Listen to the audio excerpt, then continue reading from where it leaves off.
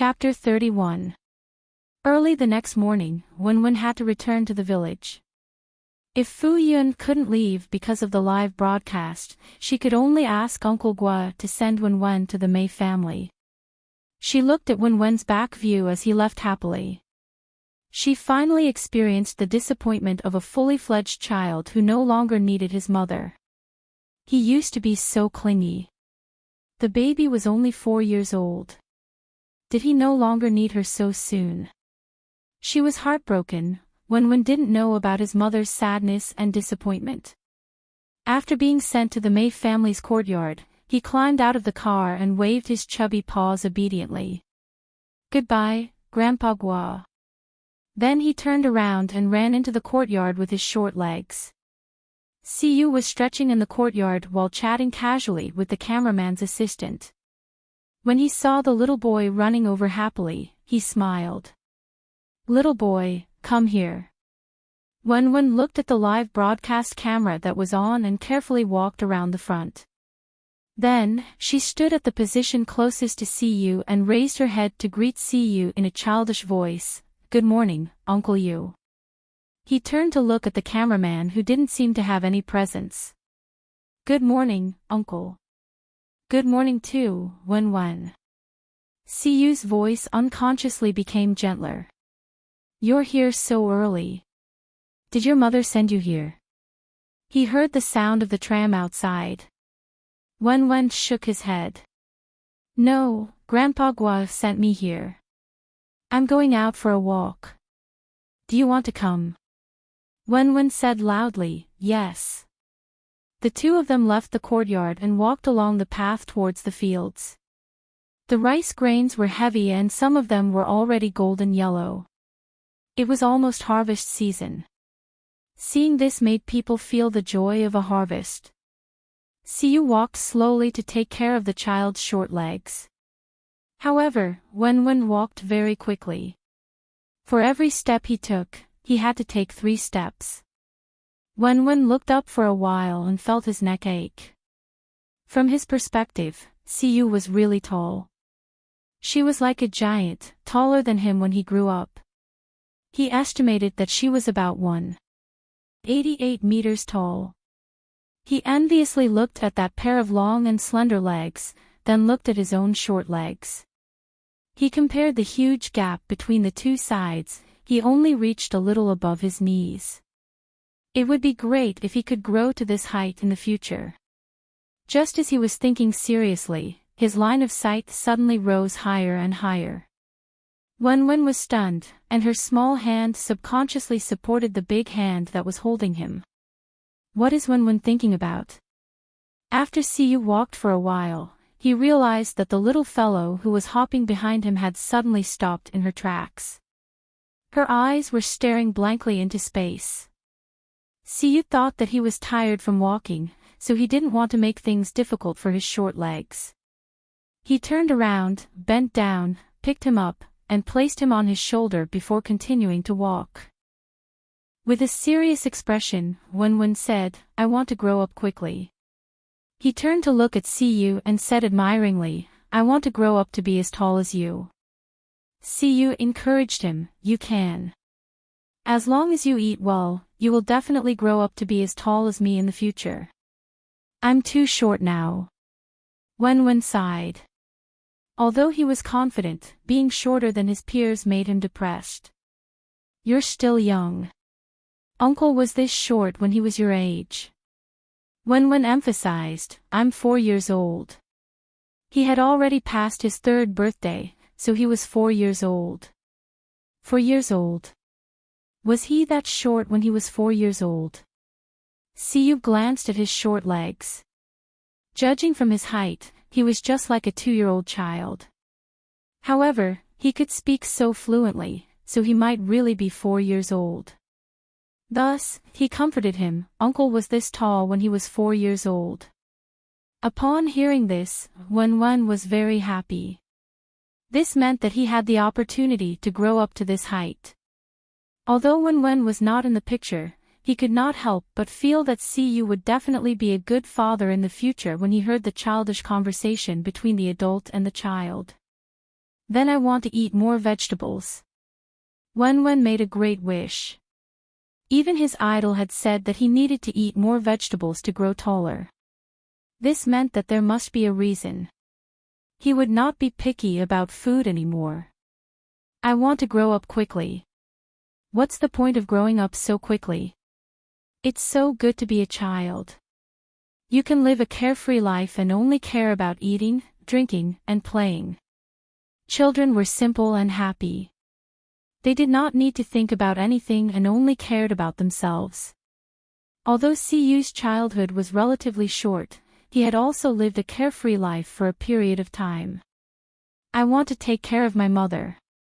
Wen sighed like a little adult. My mother is childish and naive. She's always foolishly trusting others. I have to protect her well. Otherwise, what if she gets cheated? Siyu could not help but laugh. Such a young child seriously worrying about his mother was really heartwarming and amusing. What about your father? At the mention of this word, Wen frowned. I don't need him. That man is very, very bad. He clenched his little fists. If I see him one day, I'll definitely teach him a lesson. Who asked him to bully his mother? Humph. Upon hearing this, Siyu thought that this child had not even met his own father. That was really too irresponsible. How could he bear to abandon such a cute child and abandon his wife and son? He was simply a scumbag. That's really too bad. Yeah. Wen nodded vigorously. After taking a walk, Siyu brought the child back to the Mei family's house. The Mei couple surrounded Wen and asked about his well-being. It was obvious that he was very doted on in the Mei family. After breakfast, Siyu and Axayan Su went to do another task at the request of the production team. Wen was called by a group of children to play with him again.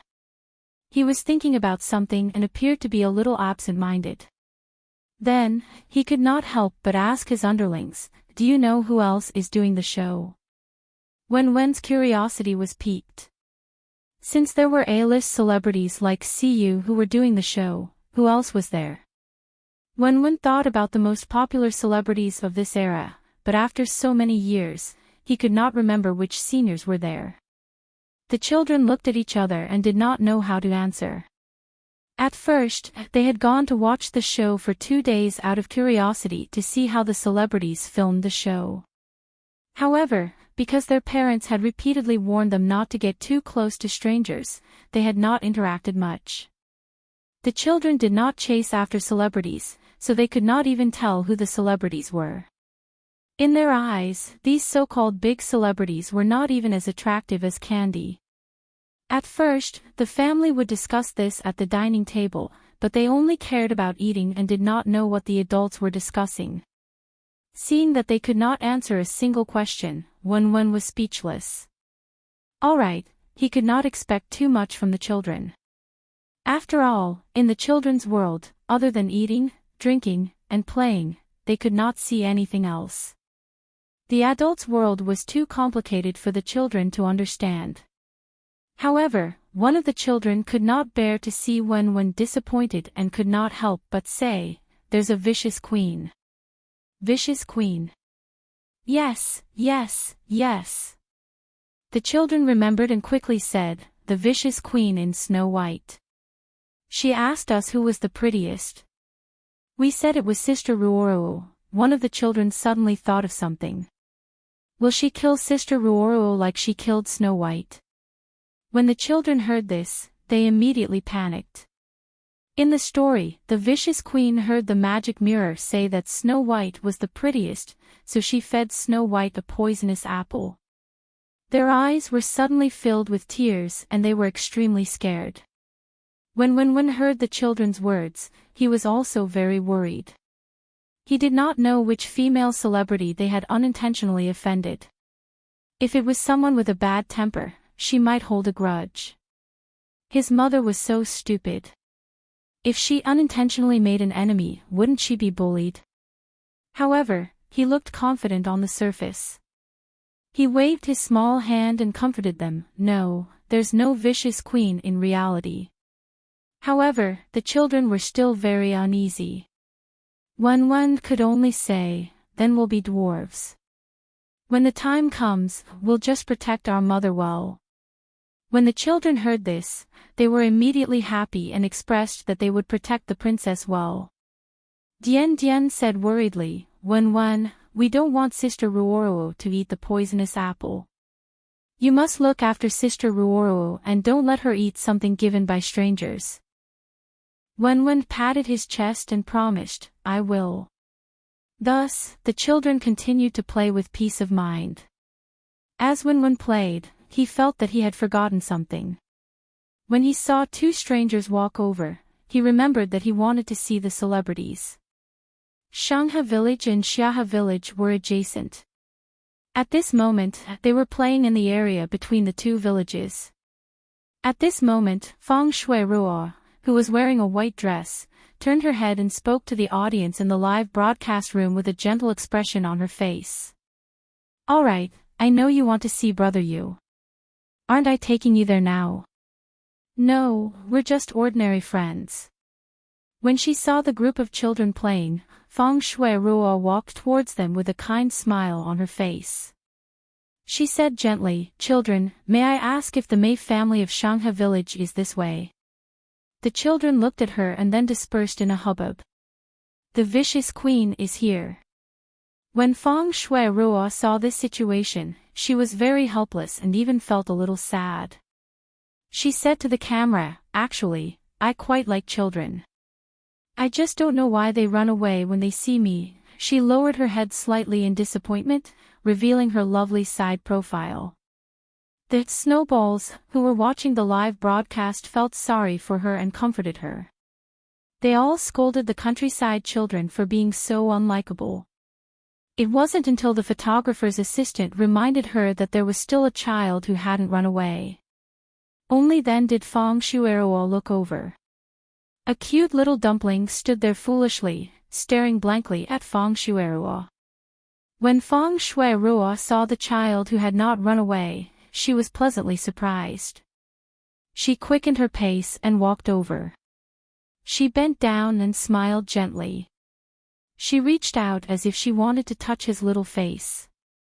Little boy, Feng Shuiruo had seen the video clip of CU's live broadcast that night and knew that this was the child who had appeared on CU's live broadcast. She thought to herself, as expected, the children that CU likes are really adorable. When Wen saw Feng Shuiruo, he was completely stunned. He never thought that he would see the old woman when she was young here. Feng Shuiruo. That woman's mother was also an old woman who he hated to the core. She did not seem to have changed much after 20 years. She was just younger and had a different temperament. She did not seem to have aged. He would always remember the way she had looked at him then. She had looked down on him as if he was a rat in the gutter, full of disdain and disgust. From then on, Fu Wen had gone crazy and desperately tried to climb up the social ladder. He was still resentful of the way that woman had looked at him as if he was trash. However, no matter how hard he tried, he could not shake her at all. That woman was a lady from a wealthy family. He was also born in a wealthy family. She also had a husband who had been in love with her for many years. She was also a legend in the entertainment industry. Later on, he found out that every time he showed signs of becoming famous, he was suppressed time and time again. He was also covered in black material that could not be washed away. It was all because of this old woman. He did not know why she would notice an insignificant person like him. She did not succumb to fate and eventually struggled to find a way out of the encirclement of evil. Later on, he met Chang Shui, a woman who had the same temperament as that old woman. They even looked similar. When she found out that she was the old woman's daughter, she hid in the dark and tirelessly caused trouble for her, just like how he had once been framed. However, there was a difference in the end.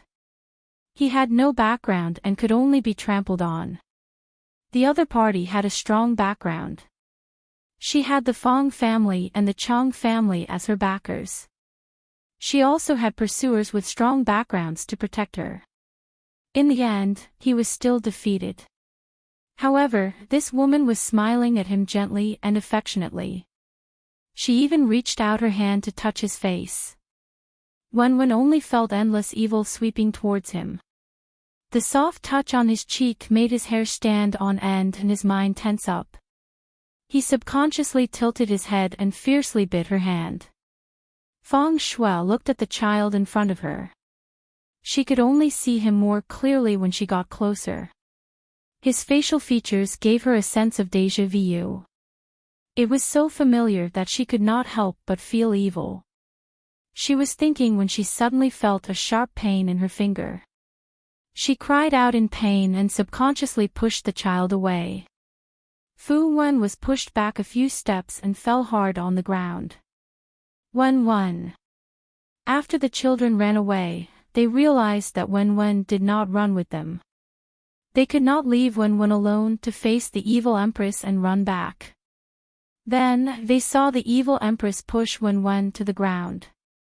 You dare to hit Wen. Dili and Dashin clenched their small fists and rushed up angrily. I'll beat you to death. The photographer's assistant saw that the situation was not right and hurriedly went up to stop them. Don't hit, it's a misunderstanding. It's a misunderstanding. The children did not care about any misunderstanding. They only saw that their Wen was being bullied. They waved their small fists angrily and started punching and kicking. The photographer did not dare to fight back.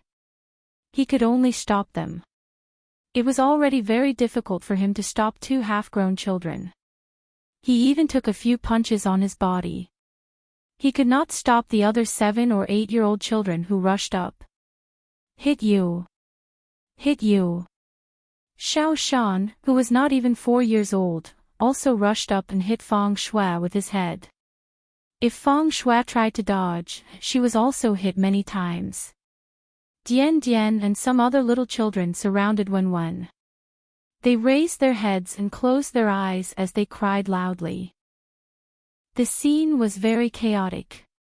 Wen, who was sitting on the ground, was stunned when she saw the situation.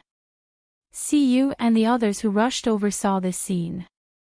A group of older children were wailing and attacking 2 adults. Another group of little children sat on the ground and cried loudly. Xiao Tuanzi, who was surrounded in the middle, was confused. Not only did the program crew and celebrities who were doing missions nearby rush over when they saw that the situation was not right, but even the villagers who heard the crying came over. Siyu strode forward and immediately carried Wen. The men in black from the program crew quickly carried the children away. Dashin and the others kicked and bit as they struggled. What's wrong with you guys? It's fine if you're filming a show, but why are you bullying the children? When the villagers saw that their children were in conflict with the program crew and that the adults were shamelessly carrying the children away, they disregarded the consequences and defended their children. They looked at this group of outsiders with vigilance and dissatisfaction. If it weren't for the fact that they only separated the children and didn't touch a single finger, they would have gone up and beaten them up first. When the children saw that the adults had arrived, they became more confident. They quickly struggled to get off the ground and swarmed to the adults to complain. Second uncle, they're bullying Wen. They're hitting Wen. Grandpa. They're hitting people. The program crew and the local villagers were in a confrontation. The director's assistant asked with a bitter face if they should turn off the live broadcast. After this incident, the live broadcast was in an uproar and several hot searches on Weibo instantly exploded. The director weighed the pros and cons and immediately decided to continue the broadcast. Originally, due to the lack of conflict in the program, the traffic had not exploded. Although the program could be cancelled if it was not handled well, it was still an opportunity. Director Peng smiled apologetically. Fellow villagers, don't misunderstand. We don't mean any harm to the children. However, the villagers were still dissatisfied. Even a fool knew that adults shouldn't bully children. The children glared at them with hostility. Big Mountain said loudly, "She hit Wen. We saw it with our own eyes." Everyone's gaze shifted to Feng Shui. Feng Shui was in a very sorry state. Her snow-white dress was stained with countless dirty marks. Her hair was messy and her small face was pale and weak. She was on the verge of tears and weakly and pitifully explained, "I didn't hit him. I just accidentally pushed him a little." Her fair fingers inadvertently revealed a circle of teeth marks. It was very obvious. In order to protect Feng Shuiruo, the photographer, who was in an even more sorry state, explained, "That child bit Miss Feng, so Miss Feng accidentally pushed him." Wang Huaibei saw the obvious wound on her finger and couldn't help but condemn her. Children shouldn't bite people randomly. The villagers were even more dissatisfied. Second uncle said, "We've taken care of Wen since he was born.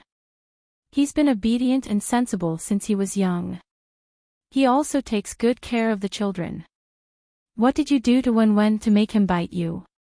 Feng Shui became even more delicate. Her bright eyes were filled with tears, and people couldn't help but feel their hearts soften. She said softly, "I only touched his face. I'm sorry. I didn't know that children don't like other people touching them. I'll be more careful in the future." When Feng Shui showed her attitude, Snowball's hearts ached and they angrily flooded the screen.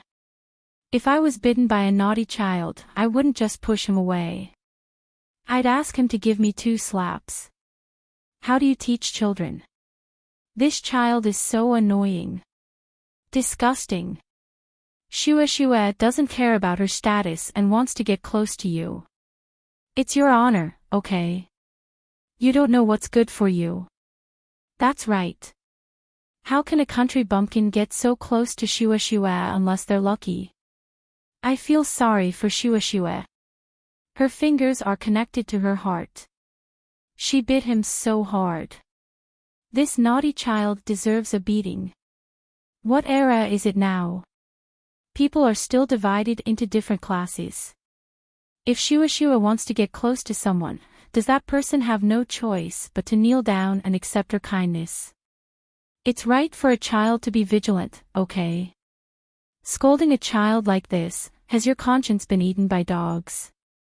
There were also people who couldn't stand it and started arguing with Feng Shui's fans. Nonsense. We pinched Wen's face, but he didn't bite us. Big sister, you don't even know our Wen. Without an adult accompanying you, a stranger like you came to get close to a child. If he didn't bite you, who else would he bite? Big sister. Feng Shui's face almost fell. Being called Big Sister by an auntie who was several rounds older than her made her extremely uncomfortable. That's right. Grandpa, Grandma, Dad, and Mom all said that we can't talk to strangers casually. We can't let strangers get close to us. Otherwise, if we get carried away, we won't be able to go home. Dali said righteously. I knew it. This woman has a pointy mouth and monkey cheeks. One look and you can tell that she's not a kind person. She even dares to bully a child, pointy mouth and monkey cheeks. Feng Shui's face contorted for a moment. Her most outstanding feature was her small oval face. She looked delicate, cute, and lovely. Miss Feng, that was a very gentle push. Siyu's gaze was deep as she looked at her coldly. After Siyu carried Wen up, the first thing she did was to check his entire body.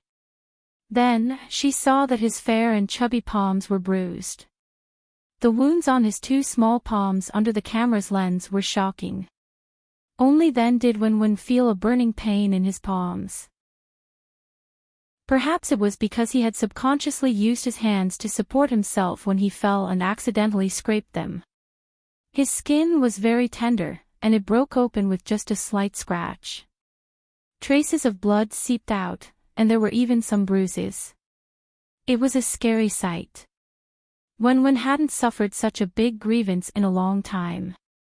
After being spoiled for 2 to 3 years, he couldn't suppress his emotions and tears welled up in his eyes. When he saw Feng Shui's weak and innocent posture, Fu Wen's heart was filled with hatred. It was as if Chang Shuai was putting on an act in front of him. It was like this every time. Regardless of whether he had bullied her or not, she would always act pitifully and innocently. This caused the netizens to attack him indiscriminately. Indeed, like mother like daughter. He could imagine the netizens' malicious words at this moment. Wen was afraid that others would see the twisted hatred in his heart. He lay in Siyu's arms and curled up into a small ball. His small body trembled from time to time, as if he was afraid. However, after hearing his idol's words, he suddenly didn't hate her anymore. He was now a child who was loved by someone. He looked up and raised his 2 small hands. Feeling wronged, he whined, "It hurts." Siyu blew on it for a while. "It doesn't hurt, it doesn't hurt. Brother Yu." Feng Shui couldn't believe it. They were from the same program, so shouldn't they be on the same side? Unfortunately, she was thinking too much. Siyu's thin lips curled into a mocking smile. "Miss Fong, one must know their place. You know that children don't like you, yet you still deliberately approach them. It's hard not to suspect your intentions." He was implying something. It said that children are the best at distinguishing between kindness and evil. "Miss Fong, since you're so unpopular, shouldn't you reflect on yourself?" Siyu's words were directly pointing at her. She clearly hated children, yet she pretended to be kind and approached them. She had scared the children and caused them to be bitten and beaten. Wasn't that what she deserved? That wasn't all. When Siyu found out that Wen had bitten someone, he asked his cameraman for a piece of tissue and carefully wiped his mouth. He even warned him, "You have to know that diseases come from the mouth. Don't bite anything carelessly. What if you get a stomachache?" Feng Shui's face was really pale. She was on the verge of collapse from Siyu's words. The others didn't dare to say anything. Even if they wanted to please Feng Shui, they couldn't afford to offend Siyu. Director Peng couldn't stop wiping his sweat. He thought that Best Actor C's mouth was really vicious. He suddenly regretted not turning off the live stream. Compared to Feng Shui's live stream that was filled with hostility, Siyu's fans were much more rational. Their tone was full of ridicule. "I wanted to say it just now. Zai Zai is such a cute child. There must be a reason for her to bite someone. Only Feng Shuiruo would be able to push the blame onto a child. Brother Yu is right. Zai Zai let Brother Yu hug her the first time she saw him. She even took the initiative to hug his thigh. Don't you know that Zai Zai doesn't like you? How dare you insult a 3 or 4-year-old child? Feng Shui's fans are only of this quality. Are you bullying Zai Zai because she doesn't have any fans? If anyone dares to insult her again, I'll cut off their heads." When the villagers saw that there were reasonable people in the production team, their attitudes became much more amiable. However, they still looked at Feng Shui with an extremely unwelcoming gaze. Wen is such a likable child. Who in our village doesn't know that? She bullied our children.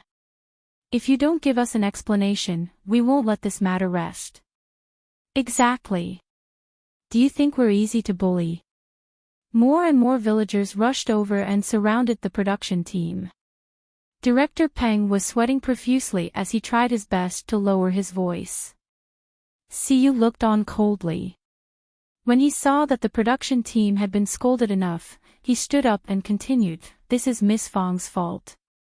The production team has also failed in their duties. How about this? Let Miss Fong apologize to the children. The production team will also compensate. What do you think?"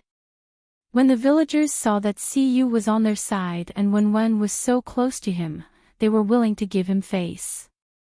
Under pressure from Siyu and the production team, Feng Shui tearfully apologized. The children first looked at Wen without saying a word. Wen turned his head and stole a glance at Feng Shui. His little face was timid as he looked at Feng Shui with obvious fear in his eyes. He said in a trembling voice, "I forgive you. You didn't mean to push me. I lost my balance." After he spoke, he hurriedly buried his face in Siyu's arms. The children also reluctantly expressed their forgiveness. Feng Shui was taken away by the production team. When she returned to her room alone, her face instantly contorted and she fiercely clenched her fists. Siyu. At this moment, her phone rang. She picked it up and paused for a moment before answering the call. She sounded aggrieved and dejected. Brother Chang. Chapter 32. Siyu carried the child to the clinic and prepared to treat the wound on his palm. Although it was only a flesh wound and would heal after a few days of rest, it still made his heart ache. Wen sat on the bench obediently like a soft ball. Siyu held his two small wrists and did not allow him to move. He watched as the doctor cleaned his wound with disinfectant. Wen stretched out his hands and felt a sharp pain. He could not help but tear up. He opened his mouth and hissed silently. His 2 feet were dangling in the air. Siyu could not help but feel a tingling pain in his heart. This unprecedented feeling made him frown unconsciously. Wen saw Siyu's face darken and thought that he was too delicate. He quickly held back his tears and looked at him carefully. He said softly, "I'm not crying." Siyu looked at the child's careful expression and his face softened. "Yes, the baby is great." Wen's face lit up. Yes, he was great. Other children cried when they fell, but he did not cry. Aunt May heard the news and rushed to the clinic. When she saw his 2 little hands wrapped up like buns, her heart ached. She thought that she would be back soon after going to the fields to work. She did not expect to hear someone come to her and tell her that Wen had been bullied. She rushed over, but the crowd had already dispersed. When she heard that Wen was at the clinic, she hurried over. Siyu comforted her and explained the situation objectively. Aunt May had a bad impression of that female celebrity and scolded her for a while. Then she hugged Wen and was about to cry. Wen, where do you feel pain? Tell Grandma. Wen shook his head. No, I don't. Siyu remembered that when he went over, Wen was sitting on the ground. He wondered if his little butt was injured. Hence, he carried Wen and placed him on his lap. Then he pulled down his pants and revealed his chubby butt. Siyu observed for a while. There's a bruise. The bruise was very obvious on his white and tender butt. Aunt May also went over to take a look. Her heart ached. Wen was suddenly carried over. Before he could react, he felt a chill on his butt. The 2 adults stared at his butt and waved for the doctor to apply medicine. His little face instantly turned red, and it even spread to his neck. It was too shameful. Wen couldn't hold it in any longer and burst into tears. Siyu suddenly heard a loud cry. He was stunned and thought that the wound on his butt. He quickly rubbed it. Ha! It felt good. He could not help but pinch it lightly. It was slippery. Wen's cries paused, and then she cried even louder. He was too ashamed to face anyone. Aunt May understood Wen's self-esteem better. She quickly carried Wen and helped him pull up his pants. Don't cry, don't cry. Grandma won't look anymore. Wen cried sadly on Aunt May's shoulder. He did not want to care about Siyu anymore. He was too bad. Siyu finally understood why he was crying. He touched his nose and thought that this little guy had quite a strong self-esteem. Aunt May carried Wen home. Siyu followed beside her and glanced at her from time to time. The little guy finally stopped crying, but he was still sobbing. Aunt May placed him in the living room. After comforting him, she went to the kitchen to cook. After this incident, the whole morning passed. Aunt May thought that Wen had suffered greatly and hurriedly made delicious food for him. Siyu saw that the little guy's cheeks were red from crying. His small nose and big eyes were also red. Hence, he spoke to him gently. He did not expect the little guy to be so angry. He turned his body and faced him with the back of his head. He said he would ignore him. Humph. Siyu was speechless. He did not know how to coax a child. He had never done that before. He did not have any toys with him.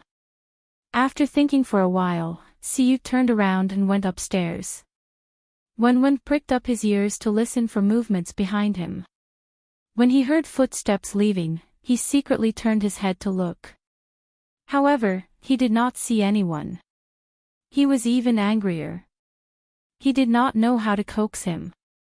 He decided to cut ties with Siyu. He would not be his friend in the future. He would not be his idol.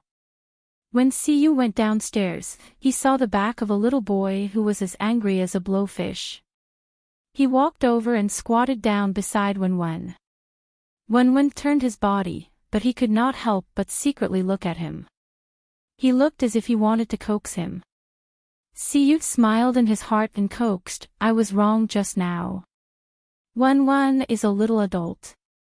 I shouldn't have taken off your pants and treated you to candy. Forgive me, okay?" Siyu had bought a bag of candy to bribe the children in the village. He still had some left in the room. Now, he was using it to coax the child. Wen was even angrier when he saw the candy. He complained, "You gave candy to Zhuang and the others, but not to me." Zhuang and the others had already told him that he had given candy to all the children, but not to him. Siyu was speechless. For the first time in his life, he felt a headache coming on. Were children so difficult to coax? It's my fault. I shouldn't have forgotten about Wen. Only God knew that he did not know that there was such a child. Wen snorted loudly. "I'm angry." His little paw struggled to take the candy from Siyu's hand. He wanted to have what the other children had. Siyu cooperated and put the candy on his paw, which was wrapped like a small bun. However, the little boy put the candy in his pants pocket and did not look at Siyu kindly. Siyu was speechless. After half a day, Aunt May came out of the kitchen. She had steamed a fragrant meat pie and egg custard and filled Wen's personal bowl with a bowl of soft and fragrant rice. Wen sniffed with his little nose. It smelled so good. His eyes immediately lit up. Wen's hands were injured and could not hold a spoon. Siyu volunteered to feed him. Wen looked at him. He did not want Siyu to feed him. This was his dignity as a man. He said stubbornly, "I'm not hungry." However, he stared at the steaming meat pie and egg and unconsciously swallowed his saliva. He looked like he wanted to eat it. "Are you really not hungry?" Siyu scooped up a small piece of meat with a spoon and mixed it with the rice. "I'm not hungry," Wen said reservedly. However, his round tummy did not give him any face and started growling. Siyu glanced sideways at his rumbling tummy. Wen held his tummy and tried to salvage his dignity. "I'm actually not hungry, but my tummy has its own ideas." Siyu almost could not hold back his laughter. He asked seriously, "What does your tummy think?" Wen rolled his eyes. "It says it wants to try it and see how it tastes." Siyu held back his laughter. He scooped up a spoonful of meat and egg rice and blew on it before bringing it to his mouth. Okay, let your tummy have a taste. The strong fragrance of the meat wafted into his nose. He could not hold back and leaned over to take a bite. Siyu suddenly thought of something and moved the spoon away. Wenwen's mouth moved along with it. His small body almost lost its balance, but Siyu caught him with one hand. Wenwen was speechless. He looked up at Siyu with accusation in his eyes. How could he be so bad? Siyu remembered that the little guy had bitten someone and had not rinsed his mouth. He could not wipe it clean with a tissue. Therefore, he put down the spoon and picked up the little guy with one hand. Rinse your mouth first before you eat. Wenwen swung his short limbs in the air and went to rinse his mouth first. Aunt May smiled at this heartwarming scene. Then, she returned to the kitchen to continue cooking. As she was cutting vegetables, she suddenly slapped her forehead. Oh no, I forgot to inform Ruoruo about Wenwen's injury. Aunt May quickly took out her phone and called Ruoruo. In the living room, Wenwen sat back on the stool and finally ate the meat patty. His small mouth squirmed and his eyes narrowed unconsciously. It was so good, little belly, how does it taste? Wenwen looked at Siyu. After confirming that he was not laughing at him, he said reservedly, Little belly says it's okay. Do you want to try it again? Yes. Fu Yun received a call from the song Empress after the live broadcast. The MV they worked on was going to be released tonight and she specially called to inform her. Fu Yun said that she would forward it and support it. After the two sides exchanged pleasantries, the studio called. Tian Tian was very efficient. Her studio was already up and running. She asked when she, the boss, would be able to meet the other employees. Fu Yun said that she would arrange the time. Panda streaming platform was in the capital. Her studio was also in the capital. However, because it was inconvenient for her to leave, the studio was temporarily managed by Tian Tian. The two talked about work for a while before hanging up. She saw that it was almost noon, so she prepared to cook. Until she finished eating, Fu Yun was still thinking about Wenwen, this little rascal. He played so much that he forgot about her, his mother. Just as she finished washing the dishes, Fu Yun received a call from Aunt May. She smiled and thought that her baby was still thinking about her. After Fu Yun picked up the call, she heard Aunt May's voice and called out sweetly, Aunt May. However, after hearing Aunt May's words, her smile froze on her lips. Then, she tried her best to remain calm and said to Uncle Gua, I'm going back to the village. What's wrong? Uncle Gua walked out. Nothing, I'm just going to take a look. Fu Yun did not want Uncle Gua to worry. After saying goodbye, she pushed the trolley and left in a hurry. Siyu was feeding the child spoonful by spoonful. He was addicted to feeding. He felt that the child would open his cute little mouth immediately after eating a mouthful and crying for food. It was really interesting. Suddenly, there was a commotion outside. Wenwen's eyes lit up and he quickly jumped up and ran out. It's Mommy. Halfway through, Wenwen ran back and looked at the camera assistant and live broadcast equipment in the corner. He instructed, Don't film Mommy. It was only when the assistant said that the camera was turned off that Wenwen turned around and ran out in relief. He thought that it was enough for him to bear the malicious comments on the internet alone. If his mother was also on camera, she would definitely be scolded even more. He did not allow others to scold his mother. Siyu looked at Wenwen's little back view as he jumped out happily. He thought that he was really heartless. He treated him so well and even fed him. In the end, when his mother came, he abandoned him. Siyu looked at the last piece of meat in the bowl and decided not to give it to him. Siyu scooped it up and put it into his mouth.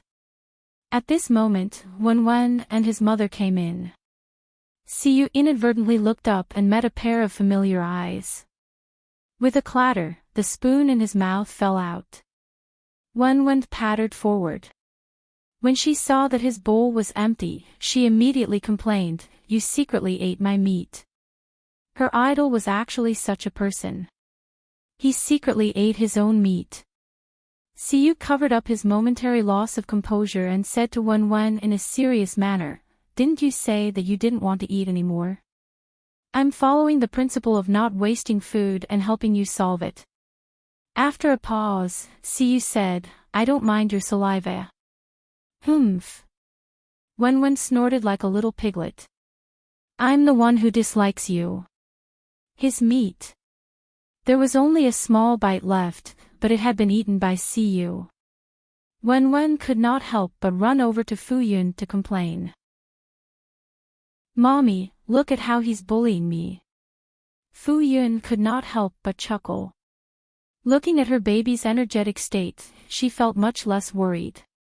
She looked up at the man sitting down and thanked him sincerely. "Thank you for helping to take care of Wen." "You're welcome." Fuyun saw this legendary celebrity and thought of how he had just helped Wen eat the meat, and her impression of him improved. How could she not understand her own son? Her son was very close to this person, so he did not take his so-called bullying to heart. She looked at him curiously and thought that he was indeed the person who made the male and female protagonists helpless. He was indeed handsome and had an extraordinary aura. However, when she thought of the first time she saw him being caught and eaten, she instantly felt that he was very close to her. She thought that Siyu's loss of composure was because he had been caught red-handed.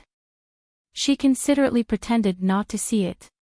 She thought to herself that she never expected the legendary Siyu to have such a personality. However, she did not have time to think further. Her attention was all on Wen.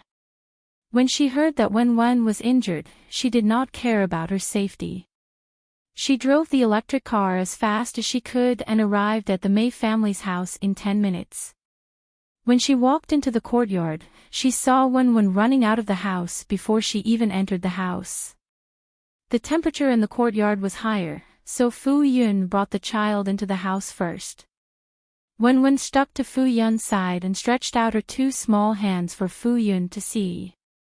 "Mommy, it hurts." Fuyun looked at her tightly bandaged hands with a distressed expression and said, "Mommy will blow on them for you. It won't hurt anymore." She wanted to see how Wen's hands were injured, but it was so well bandaged that she could not take them off to see. Siyu looked at Wen, who was acting coquettishly beside his mother, and there was an inexplicable look in his eyes. Siyu said casually, "His butt is injured." When Fuyun heard this, she hurriedly carried Wen up and placed him on her lap. She wanted to pull down his pants to take a look. Wen blushed, but he did not struggle and cooperated with her to take a look. After so many years, Wen was already used to it. Anyway, in his mother's eyes, what had he not seen before? If he did not show it to his mother, she would be so sad that she would cry. Since she would compromise in the end, he might as well lie down. Fuyun looked at his white and tender buttocks. Fortunately, there was only a bruise and it would disappear in a few days. He didn't cry. Siyu clicked her tongue. She was unhappy that the little guy was so picky. At this moment, Aunt May walked into the house. "Ruoruo, you're here." She looked at Fuyun embarrassedly. "I'm sorry, Ruoruo. I didn't take good care of Wen and caused him to get injured." "It's okay, Aunt May. It's normal for children to stumble." Fuyun saw that the baby only had a superficial injury and felt relieved. She began to ask about the incident. "Aunt May, what's going on?" She did not explain clearly over the phone. She only said that Wen had been pushed by someone. She was confused. Did he have a conflict with the children when he was playing? Fu Yun thought about it and felt that it was unlikely. She knew how popular her son was among the children. No children would bully him. Aunt May hurriedly told Fu Yun the news she heard. When Fu Yun heard that it was a conflict with the production team, her expression turned ugly. An adult bullying a child. Who would do such a thing? Who was it? Fu Yun asked. She was not by her son's side when he was bullied. She did not protect her son in time. Fu Yun felt very upset.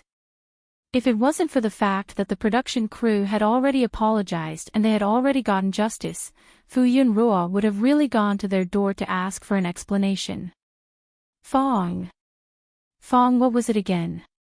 Aunt May did not remember. Siyu reminded her, Fong Shui Ruo. Then, she looked at her reaction. Sure enough, Fu Yun's expression changed when she heard this name. She did not expect that Fong Shui Ruo would actually participate in such a variety show that would cause her to suffer. She even came to see her. She had been hiding for so many years. Was her peaceful days going to be over? She did not want to face the male and female leads and the original family. It was too upsetting. Fu Yun Ruo was living comfortably here. She really did not want to live a bad life. To her, the existence of the male and female leads and the original family made her feel bad. At this moment, Aunt May remembered to make the introductions. This is Yun Ruo, Wenwen's mother. Then, she looked at Fu Yun Ruo. Ruo, this is the famous celebrity Siyu. Do you know him? Fu Yun Ruo put aside her thoughts and looked at Siyu. Seeing that he was also looking at her, she smiled at him in a friendly manner. I know him. I've seen your movie. It's very good. Thank you. Siyu had been silently observing this woman. She was polite to him and completely treated him as a stranger. Did she not remember him or did she not recognize him? Fu Yun Ruo did not chat with Aunt May for long. Wen, who was lying in her arms, was already drowsy. He had eaten a little late for lunch. Usually, he would have digested his food and taken a nap at this time. She picked up Wen and was about to leave after informing Aunt May. Siyu, who had not spoken much, said lightly, let the child sleep here. Fu Yun Ruo looked over with her starry eyes. She was a little surprised that he would take the initiative to speak. After all, they were just strangers. She said politely, there's no need. My house is not far away. We can go back directly. When Siyu heard that the child did not need to leave on the scooter, he did not say anything and just nodded. Siyu watched as Fu Yun Ruo carried the child and disappeared at the entrance of the courtyard. In the end, he did not call out to her. He wandered and found Aunt May. He pretended to be casual. Aunt May, Wen is 4 years old, right? When is her birthday? He paused and added, the little guy suffered today. Should we celebrate his birthday to get rid of the bad luck? Wen is born on the 27th of February in the Gregorian calendar. She will be 3 years old this year, Aunt May said. Siyu tapped his knuckles. Oh, that's a pity. Then, he praised Aunt May. No wonder Wen is so cute. She has an outstanding mother. This place is full of outstanding people. Only a place like this can raise such a talented person. Aunt May smiled like a flower as if she had been praised. She said with pride, isn't that so? Our Ruo is much prettier than those female celebrities. Indeed, Siyu agreed. In Aunt May's opinion, Siyu was a person who had seen the world. If he was full of praise for Ruo, it meant that this girl was really outstanding. She was even happier. However, Ruo is not considered one of us. She must have been a city girl in the past.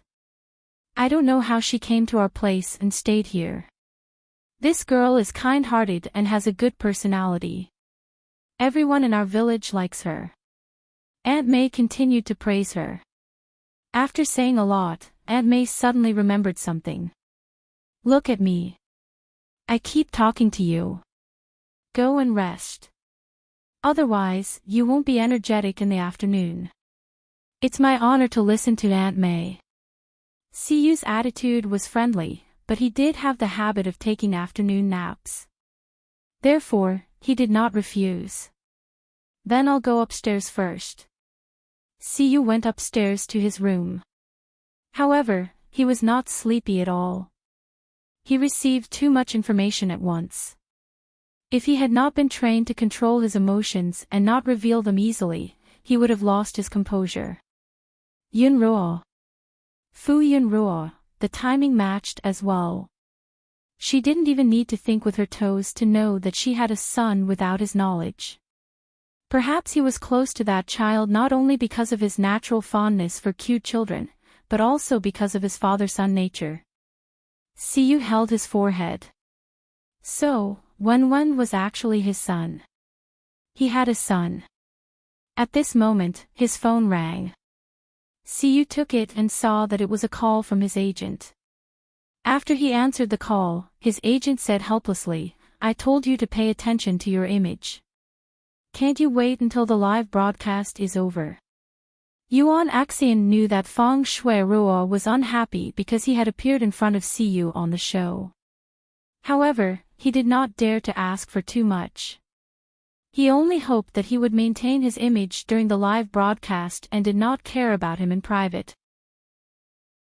However, he had rudely insulted Feng Shui-ruo in front of millions of viewers during the live broadcast. This had caused an uproar online and the company had a hard time dealing with public relations. Siyu was indifferent. After his agent finished complaining, he said, "Send me the information you found on Fu Yunruo." When Yuan Axian heard this name, he was surprised for a moment and almost did not remember who it was. Fortunately, he had some recollection. He responded first and then asked curiously, "Why did you suddenly think of her?" Siyu did not explain the reason. He only urged him to send the information over and then hung up. Not long after, he received a scanned document on his phone.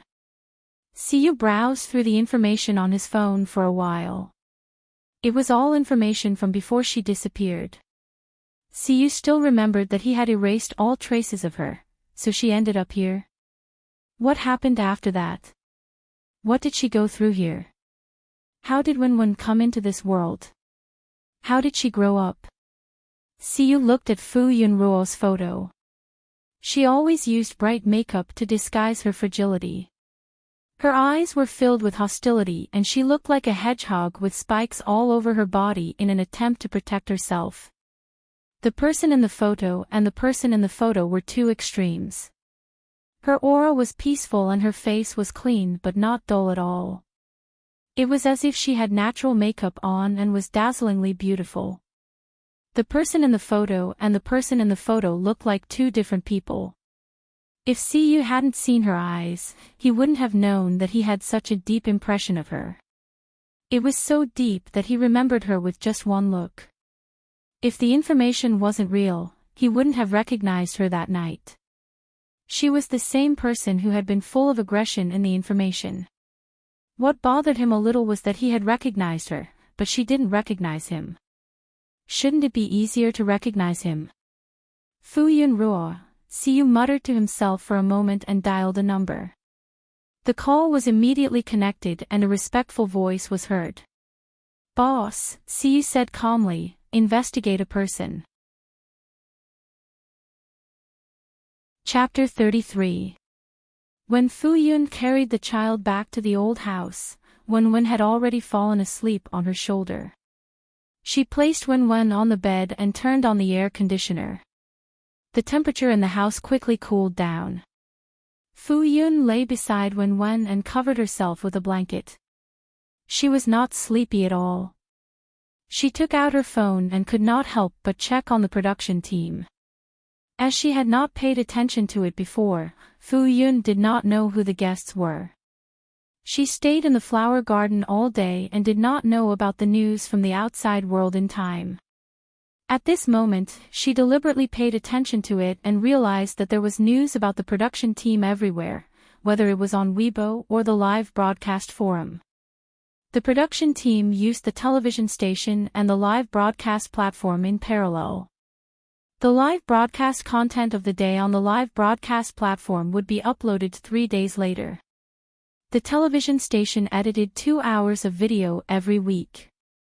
The rhythm and content were richer, and with some behind-the-scenes dialogue, it made it more interesting. Therefore, after the audience finished watching the live broadcast, they would watch the television station's program again. Today's live broadcast content was not completely uploaded online, but some clips were edited by netizens and circulated online. Fu Yun saw that there was no related news on the trending searches, so it might have been suppressed. However, she could still find some information by searching for keywords. Especially when she saw the edited video, Feng Shui Ruo approached Wen Wen and was bitten by Wen Wen and pushed down. She was even angrier. How could she not understand her son? He did not like people other than her to pinch his face. When others wanted to pinch his face, he would naturally reject them in a childish voice after speaking. Adults usually would not provoke children anymore. Some netizens' malicious comments made her even angrier, and they even attacked her. Fu Yun knew that those were Feng Shui Ruo's fans. However, there were also a considerable number of netizens who spoke up for them. Both sides were arguing fiercely, and they were not at a disadvantage at all. Fu Yun looked at the netizens' IDs. Most of them were CU's fans. Fu Yun saw the clip of CU arguing with Feng Shui Ruo, and her impression of CU became even better. She did not know why in this book world where everyone loved the female lead, there was CU who did not care about the female lead at all. However, because of this, her impression of CU became even better. While Fu Yunruo was searching for information on the internet, Xi and Su also returned from the production crew's lodging. There were a lot of objections online about the accident that happened in the morning, especially about the immortals fighting. In order to settle the matter peacefully, the production team sent out a notice to the guests to have a meeting to see how they could achieve a win-win situation. However, Siyu did not appear until the meeting was over. Feng Shuiruo was the same. She used the excuse that she was not feeling well and stayed in her room. It was obvious that both parties' attitudes were firm. Feng Shuiruo was humiliated and was even forced to apologize. How could Feng Shuiruo's manager, Sister Wen, allow her own artist to suffer? She wanted the production team to give her an explanation. Siyu did not want to appear, so he could only contact his manager. His manager's attitude was also very firm. In short, he felt that his artist did not do anything wrong. There was no way he would apologize. Siyu could do whatever he wanted. The production team was speechless. They knew that the two companies did not get along well, but they did not expect it to be to this extent. There was a topic of discussion, but the production team could not control it. Feng Shui's entertainment company and the capital behind it started to put pressure on the production team. CU's company, Apple Entertainment, also put pressure on the production team. The production team was in a difficult position, so they could only mediate. They could not afford to offend Feng Shui's backer, and they could not afford to offend the entertainment giant, Apple Entertainment. And the bigger crisis was whether their production team could continue filming or not. That was also a problem. After they clashed with the locals, it was obvious that the villagers' enthusiasm for them had died down. Especially in Shanghe village and Xiahe village. If Siyu had not stood on the side of the villagers, they might have all been chased away. Although remote areas were remote and many villagers were xenophobic, there was also an advantage. They were very united. Offending one person was equivalent to offending the entire village, or even several villages. The production team staff and permanent guests could not help but feel a little resentful.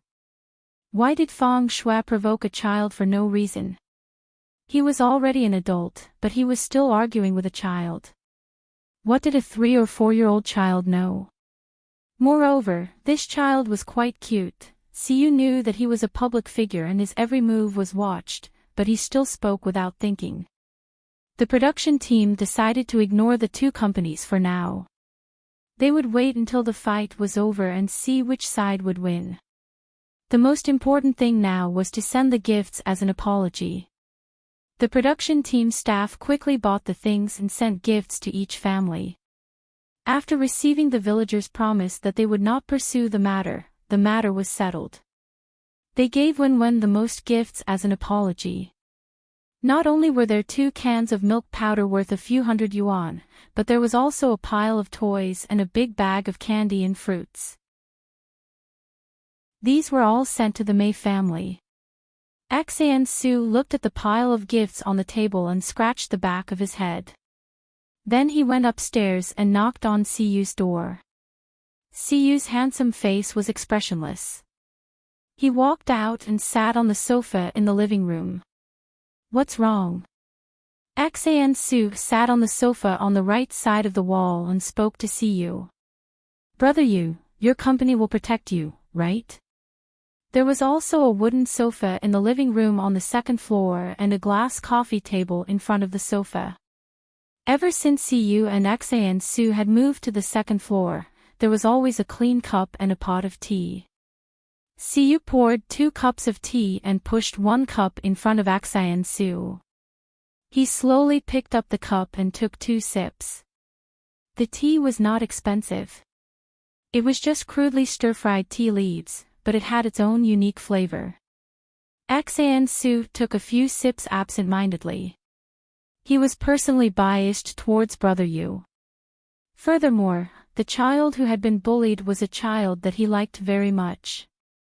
However, he did not have much say in the production team. He saw that most of them were unhappy with Siyu. Most of them were on Feng Shui's side, so he felt stifled. In the past, he had liked Feng Shui very much. He felt that she was kind and beautiful. Her every frown and smile was likable.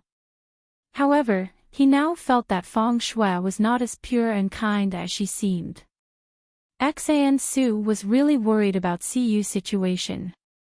Although Siyu was an S-lister, he did not put on airs at all. He treated him like a spring breeze and took care of him like a younger brother. Siyu's only disadvantage was that he did not have a strong background.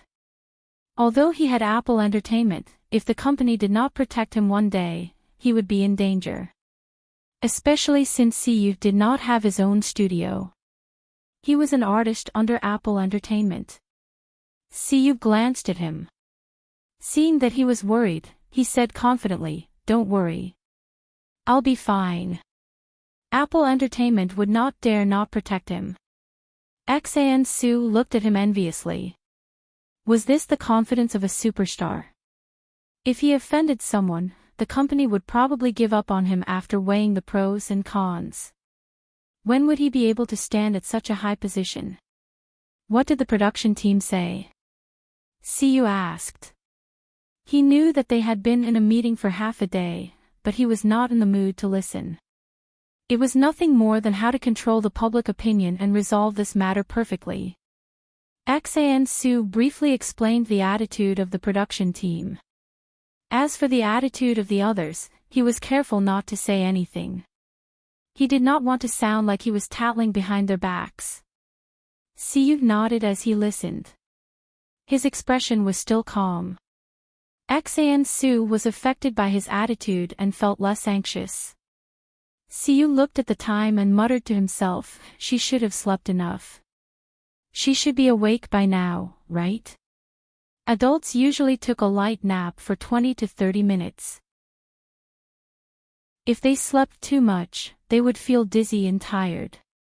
Children would take a longer nap, perhaps 1 to 2 hours.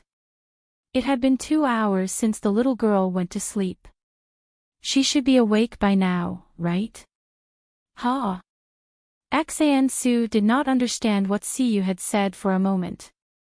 Siyu asked, how long do children usually take an afternoon nap? Xan Su was unsure. An hour. 2 hours. Siyu nodded and did not say anything. Then, he stood up and walked downstairs. Xan Su was confused and followed him downstairs. Aunt May was doing housework in the yard. Siyu greeted her and then asked very naturally, should I send these gifts from the production crew to Wenwen's family? Aunt May nodded without hesitation. Of course. She would not be greedy for Wenwen's things. These were all things that Wenwen deserved. She put down the dustpan in her hand and wiped her hands on her apron as she walked over.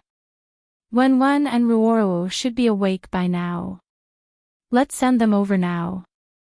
Siyu said, let me do it. These things are heavy. Yes, let us do the heavy work. Xan Su appeared from behind Siyu. He patted his chest and promised. Then, he went to pick up the bags on the table. Aunt May was happy to see the two young men so enthusiastic. I'll leave it to you then. Although what had happened today had affected her impression of the TV station celebrities, she did not have any opinions about the two young men living in her house. Xan Su smiled. Of course, of course. Siyu turned to look at Xan Su's silly smile. She snorted in her heart and looked at him with disdain. However, she did not say anything. She carried the other bags and prepared to leave. Aunt May stood at the entrance of the courtyard and gave them directions. Go straight down this road. Do you see that old house with high walls? Xan Su followed beside Siyu and could not help but ask, Brother Yu, have you seen Wenwen's mother? Xan Su thought that if she could give birth to such an exquisite and cute child like Wenwen, she should be quite good-looking. Siyu did not say anything. Xan Su did not need to hear the answer, so he did not care. The old house was very close to the May family's house. The two of them were tall and had long legs. They arrived in a short while. Siyu stood in front of the courtyard door. For the first time in his life, he felt a sense of trepidation as he approached home. Xan Su did not know about Siyu's inner turmoil. Seeing that he did not knock, he stepped forward and knocked on the door. He even shouted inside, Is anyone home? Fu Yun was playing with her son on the bed. She was originally reading the news on the internet on her phone. When she saw that she was sleepy, she closed her eyes. Then, she was woken up by Wenwen, who was full of energy after a good night's sleep. Wenwen's little face was red. When Fu Yun poked her waist, she twisted her little body and quickly turned over.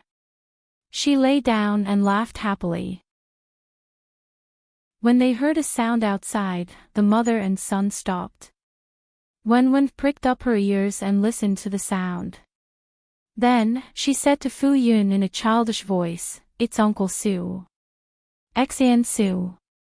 Fu Yun had just checked the news of the program and had an impression of the celebrity who was Siyu's partner. She hurriedly got out of bed and quickly tidied herself up. She tied up her messy hair again. Then, she led Wenwen, who had already slipped out of bed and put on her shoes, out to open the door. Outside the door stood two men with different styles. Mr. Yu. Then, they looked at Xan Su. Hello. Fu Yun felt that calling him Mr. C did not sound good, so she thought for a moment and called him Mr. Yu. Seeing the big and small bags in their hands, she asked curiously, What are you doing? Siyu simply said, It's an apology from the program team. Fu Yun did not want to accept it when she heard that it was from the program team. However, her own Wenwen had suffered. If she did not accept it, she would be at a disadvantage. She only felt uncomfortable in her heart. When Su saw the woman who came to open the door, his eyes lit up. The woman in front of him was like a lotus flower. Even if she was wearing an ordinary t-shirt and casual pants, it could not hide her beauty. Su said warmly, "Hello, you're Wenwen's sister, right? We're here to give the program team an apology. I'm really sorry that Wenwen has suffered." Su spoke sincerely. Fu Yun did not want to throw a tantrum. She knew that it had nothing to do with them, so she did not hold any grudges. She stepped aside and invited them into the house. "You're welcome. I'm Wenwen's mother." Su widened his eyes in surprise. "Really? I really can't believe it. You look like a 17 or 18-year-old university student." Fu Yun could not help but laugh. Being praised for being young always made her feel good. Although she was indeed young, she had given birth early. "Sister, I'll call you sister. My name is Su. You can call me Little Xan or Little Su. I'm 22 years old this year." Siu's attention was originally on Wenwen. However, when she saw Su and Fu Yun chatting happily, she felt a little strange. This strange feeling might have stemmed from the fact that she was the mother of her son. Siu could not help but cough lightly. When she saw Fu Yun looking over, she said calmly, "Take a look and see if you're satisfied with these things. If you're not, I'll get the program team to send more over." Siu also took a look. When she saw that they were low-quality toys bought in bulk from a convenience store, she could not help but frown. She thought unhappily that the program team was too perfunctory. How could they give these things away? Fu Yun did not have any expectations for these things. She only said politely, "It's okay. The program team is very considerate." Wenwen also came over to take a look. When she saw the toys that he had stopped playing with, she immediately looked away in disinterest. He had a lot of such toys at the flower bed and at his house here. He had already piled them up and stopped playing with them. Fu Yun put away the milk powder and toys. She was prepared to give them to the children in the village as a favor. She took out the apples and grapes to wash and plate to serve the guests. Su was very enthusiastic and fought to wash them. He even praised Fu Yun, "Your yard is so beautiful. Those flowers are so beautiful. I've been in the village for so long, and I like your yard the most. It's so poetic." "It's nothing. I just took care of it casually," Wenwen squatted at the door. When she saw Su's strangely enthusiastic attitude towards his mother, she immediately sized him up. Uncle Su couldn't be thinking of wooing his mother, right? Wenwen shook her head. Uncle Su was younger than her mother. It was not suitable. Her mother was suitable to be pampered, not pampered. It was enough for her mother to pamper him alone. Then, she saw Siu squatting beside him. He still looked very tall. Wenwen blinked and tilted her head. "Uncle Yu." Why was she looking at him like that? Siu was carefully sizing up Wenwen's appearance. A son resembled his mother. Wenwen's facial features were 70 to 80% similar to Fu Yun's. But after careful observation, he also looked a little like him. His nose was as tall and straight as the Si family's. It was just that he was still young and looked round and cute, so it was not obvious. When he grew up, they would resemble each other. Siu reached out and pinched the bulging baby fat on his face. It was soft, tender, and smooth. Then, his pair of peach blossom eyes that looked like Fu Yun's became even rounder. Siu thought to himself. This brat actually didn't look like him. The men in the Si family basically looked like their fathers.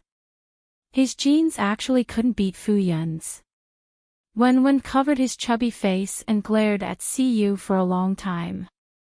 Then, he stood up and ran towards Fu Yun's legs with his short legs. Fu Yun lowered her head. "What's wrong, baby?" Wen complained. "Mother, Uncle Yu pinched my face." Fu Yun immediately turned her head and said politely, "Mr. Yu, Wen doesn't like people pinching his face." Si Yu's expression froze for a moment. Then, he stood up calmly. "I saw some dust on Wen's face, so I touched it." He paused and apologized sincerely. "Since Wen doesn't like it, I'll be more careful next time." Wen's eyes widened. He obviously pinched his face. How could he lie? Fu Yun was stunned for a moment. She looked at Wen and then at Si Yu. She inexplicably saw the grievance in Si Yu's calm expression. Perhaps Wen had misunderstood. She knew it. How could the great best actor pinch a child's face on purpose? Hence, she said apologetically, "Sorry, I misunderstood." Wen held his chubby face and couldn't help but doubt himself. Could it be that Si Yu really didn't pinch him, but helped him wipe away the dust? So he only touched his face and he misunderstood. The more Wen thought about it, the more he felt that this was the case. Although his idol might have some bad taste, he definitely wouldn't lie. He ran in front of Si Yu and looked up. He said guiltily to Si Yu, "I'm sorry, Uncle Yu. I misunderstood you." Si Yu said in all seriousness, "Yes, it's all right." However, he was thinking in his heart that he was still so silly. He didn't inherit the shrewdness of the Si family at all. Si Yu silently glanced at Fu Yun. This woman didn't inherit the good things, but instead, she inherited all the bad things. With such a silly personality, even a woman could bully him. How could he compete with those old foxes in the business world in the future? He pondered about the heavy responsibility of educating his son. Perhaps he had to work harder to accumulate more family assets. Otherwise, the family assets wouldn't be enough for him to be cheated. No matter what, he had to ensure his son's wealth for the rest of his life. As a newly appointed father, Si Yu expressed that he was very worried. Fu Yun asked the two of them to eat fruits. Then, she tore the grape skin and fed Wen the grape flesh. Fu Yun saw that Wen wasn't spitting out the seeds. Don't always chew and swallow the seeds. Be careful that you don't grow grapes in your stomach. Fu Yun didn't know where Wen's habit came from. Would the grape seeds taste good if they were eaten together? She wasn't used to eating the seeds. Si Yu, who was eating the grapes absent-mindedly without spitting out the seeds, was speechless. Wen said proudly, "No way. Grapes won't grow in my stomach." These words could only deceive a 3-year-old child. He was a 4-year-old child. He wouldn't believe such childish words. Grape seeds don't taste good. If Wen was an adult, Fu Yun wouldn't care if he spat out the seeds. However, he was still a child. His digestive system was more fragile. Fu Yun was worried that he wouldn't be able to digest it well. "It's delicious." Fu Yun had no choice but to take the seeds and feed them to the grape flesh. Wen shook his head unhappily. He ate with his small mouth and didn't forget to protest, "I want to eat the seeds." "No. Mommy, you're bad." Si Yu watched the mother and son bicker happily. He looked at Wen and felt satisfied. Yes, she was like him in this aspect. She ate grapes without spitting out the seeds. They chatted as they ate fruits. Everyone was more familiar with each other. They spoke more casually and their relationship instantly improved. After eating the fruits, they played in the courtyard. The environment here was better and there was more space. Wen couldn't sit still in the house. His hand was injured. Fu Yun was worried about letting him go out to play, so she kept him in the courtyard. Xan Su and Wenwen were watering the flowers at this time. Wenwen's hand was still bandaged. Hence, he instructed seriously in his childish voice. Xan Su listened to his instructions and watered the flowers. Fu Yun didn't stop them and let them play. Fu Yun saw that the two of them didn't show any signs of leaving. She couldn't help but ask Siyu, "Don't you have to film the show in the afternoon?" "No, we'll continue tomorrow." Today's storm hadn't been completely suppressed. Furthermore, if Feng Shui said that she wasn't feeling well and needed to rest, could they force her to continue filming? Siyu crossed his arms and leaned casually against the door. He was extremely charming and didn't need to be retouched. He turned his head to look at Fu Yun and said casually, "Haven't you thought of finding a father for Wenwen?" Fu Yun knew that Siyu liked Wenwen, so it was normal for her to be concerned about him. Hence, she said graciously, "I won't consider it for the time being. If Wenwen is happier now, I won't remarry." Fu Yun could also sense his rejection of the word father. She thought that Wenwen would be curious as to why other children had fathers when he grew up. She thought of many reasons for this, but none of them were useful. Wenwen didn't even like having one more person in the house. Remarry. Siyu almost choked. The corner of his mouth twitched. "I mean, the child's biological father. Haven't you thought about what you'll do if the child's biological father comes and fights with you for custody?" Siyu really did have this idea at the beginning, so he directly laid his cards on the table with Fu Yun. He knew that if he really wanted to fight for custody, Fu Yun wouldn't have any chance of winning. However, seeing how the mother and son interacted with each other and relied on each other so deeply, he could imagine that if he really forced Wenwen to leave Fu Yun's side, Wenwen would definitely reject or even hate him as a father. He still remembered that Wenwen hated his father, whom he had never met. This was the most disadvantageous method, so Siyu dispelled this idea. However, Siyu, who had always thought of every possibility, didn't know what to do for the first time. In the end, he could only cultivate his relationship with the child like he was doing now and take one step at a time. When Fu Yun heard this, she waved her hand and said, "How can that be? He died a long time ago. How can he climb out of his grave and snatch the child from me?"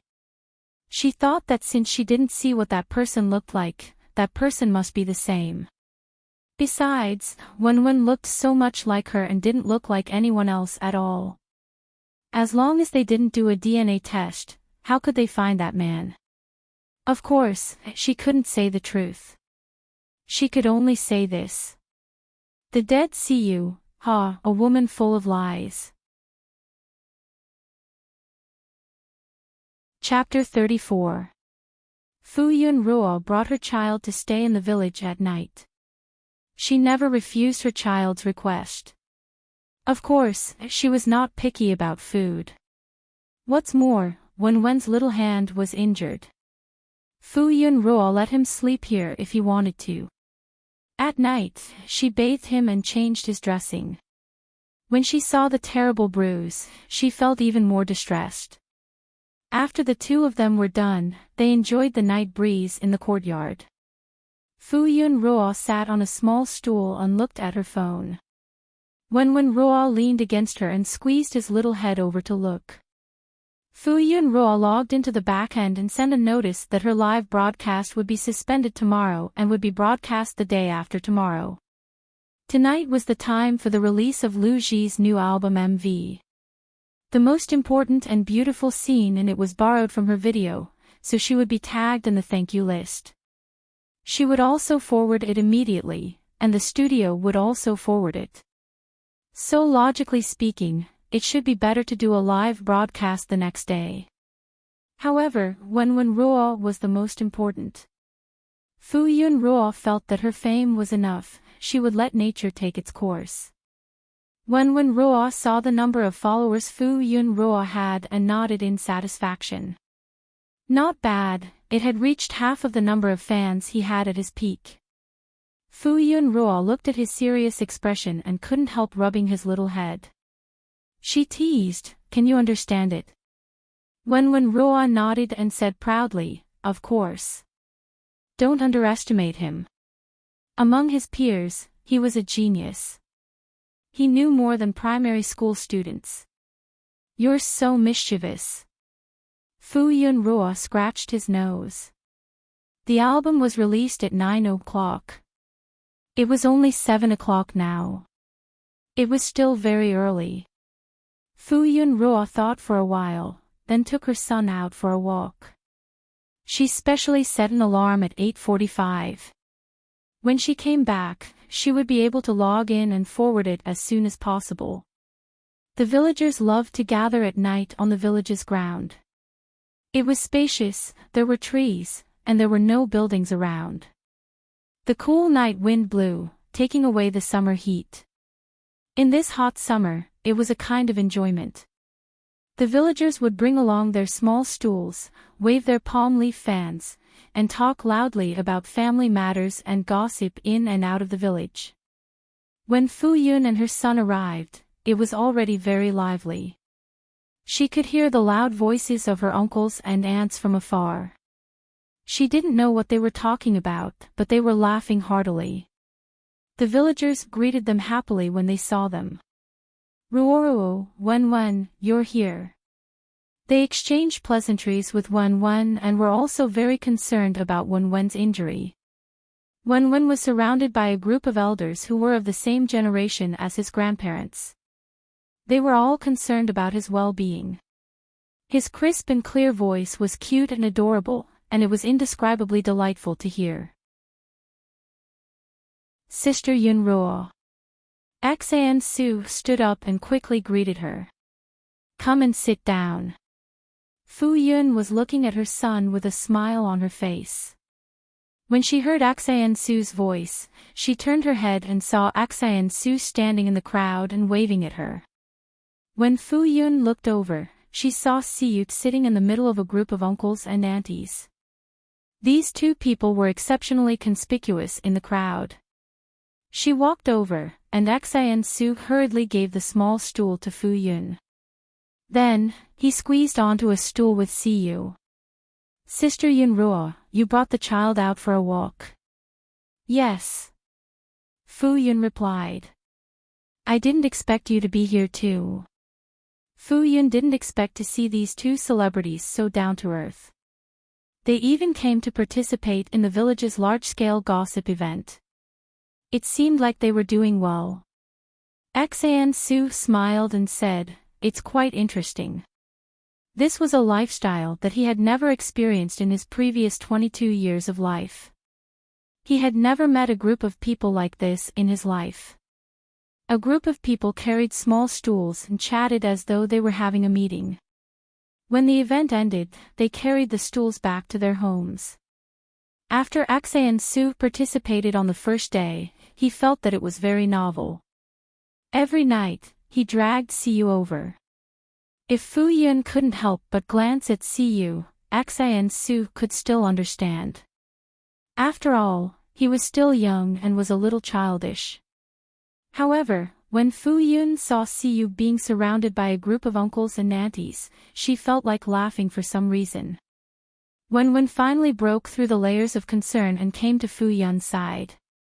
His small body leaned against Fu Yun's and he first called out to his mother. Then, he greeted Siyu and Xan Su. The villagers quickly changed the topic to the family matters in and out of the village. Xan Su asked curiously, "Sister Yunruo, I didn't see you guys coming before. Do you not live in the village often?" "Yes, I work at another place. I live there more often. It's more convenient," Fu Yun said. Originally, she felt that other than when it was raining and cold, she would live in the village with her son. However, it was indeed inconvenient to go back and forth every day. Hence, it became like this. She would return to the village once every 7 or 10 days. Xan Su said, Oh. That's really tough." "It's not tough. It's okay. Uncle Gua takes good care of me. Siyu listened to them casually. Fu Yun was the eldest daughter of the Fu family. How could she be reduced to working in such a small place to earn living expenses? He subconsciously frowned. She was being bullied too badly. Wen stood at the side. His big watery eyes looked at Xan Su from time to time. Once again, he felt that he wanted to be his stepfather. He walked over to Siyu's side with his short legs. He held onto his knees and tried to tiptoe to whisper to him. However, he was too short. Even if he stretched his body, he could not reach him. Siyu carried the child. Wen stepped on his thigh. Siyu lowered his head and cooperated. Wen hugged Siyu's neck and whispered in his ear. Uncle Yu, does Uncle Su want to be my stepfather? Siyu, he immediately looked over. His gaze was sharp and full of criticism. Him. He wanted to be his son's stepfather. What was he thinking? Siyu said with certainty, no. Wen immediately felt relieved. He did not want to have another person in the family to compete with him for favor. Xan Su and Fu Yun Ruo were chatting happily, but suddenly, a chill rose from his tailbone, and he immediately shivered. Xan Su touched his back. Why did he suddenly feel cold? He turned his head and happened to meet a pair of deep eyes. Xan Su quivered and immediately sat upright. What's wrong? He unconsciously stuttered and felt an inexplicable pressure. Fu Yun also looked over. When she saw her son and Siyu hugging so intimately, she thought to herself that she did not expect her son to like Siyu so much. This was the first time she saw Wen take the initiative to get close to someone other than her. Even Uncle Gua, Uncle Mei, and Aunt Mei. Wen rarely took the initiative to get close to someone other than her. She felt a little jealous. When will your show end? Fu Yun asked Siyu. She only knew that they would be filming for about half a month. She was not sure when they would be leaving. Siyu said lightly, 10 more days. Xan Su secretly calculated. That's right. They would be leaving in 10 days. When he did not see Sister Yun Ruo and Wen, he suddenly felt reluctant. When Wen heard this, she also felt reluctant. They still had 10 more days. Fu Yun smiled and said, then I'll see when it's convenient for you. I'll treat you to a meal to thank you for liking and taking care of Wen. Fu Yun did not have anything to repay them. She only wanted to treat them to a meal. When the time came, she would invite Uncle Mei, Aunt Mei, and Uncle Gua. Everyone would be lively and it would not be a waste of their fate to know each other. Fu Yun knew in her heart that their interactions were limited to this. After all, they were not people from the same world.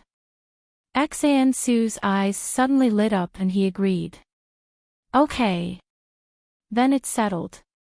You can set the time and let me know a day in advance. At this moment, her phone suddenly rang. Fu Yun took out her phone and saw that it was time. She turned off the alarm and stood up. I should go back. Wen immediately jumped down from Siyu's arms and walked towards Fu Yun. Siyu was not used to the sudden departure of the soft little heater in his arms. He stood up. Xan Su, who was beside him, looked puzzled and did not react. Siyu said, we should go back too. Yes. Xan Su hurriedly stood up and walked out of the crowd with Siyu. They greeted the villagers and left. Fu Yun Ruo and her son were going the same way as Siyu, so they walked together. Wen skipped along the path without a care in the world. Siyu and Fu Yun walked together. They were not far from each other. She looked at him puzzledly. She felt that he did not seem to want to talk tonight and was not in a good mood. However, they were not close after all, so she was embarrassed to ask too much. Siyu indeed did not feel like talking. When he saw Fu Yun, he thought of himself, who was already dead in the eyes of the mother and son. This made him depressed. They had already passed by Aunt May's door. Fu Yun saw that Siyu was still following her and looked puzzled. Siyu said plainly, "I'll send you to your door." Xian Su, who was about to enter the house, heard Siyu's words. He slapped his head and turned back. "Yes, we should send Sister and Wen to their door." "No need. It's just a few steps away. We'll be there soon." Fu Yun did not expect that she would receive such treatment and refused repeatedly. They had walked this path many times and were already familiar with it.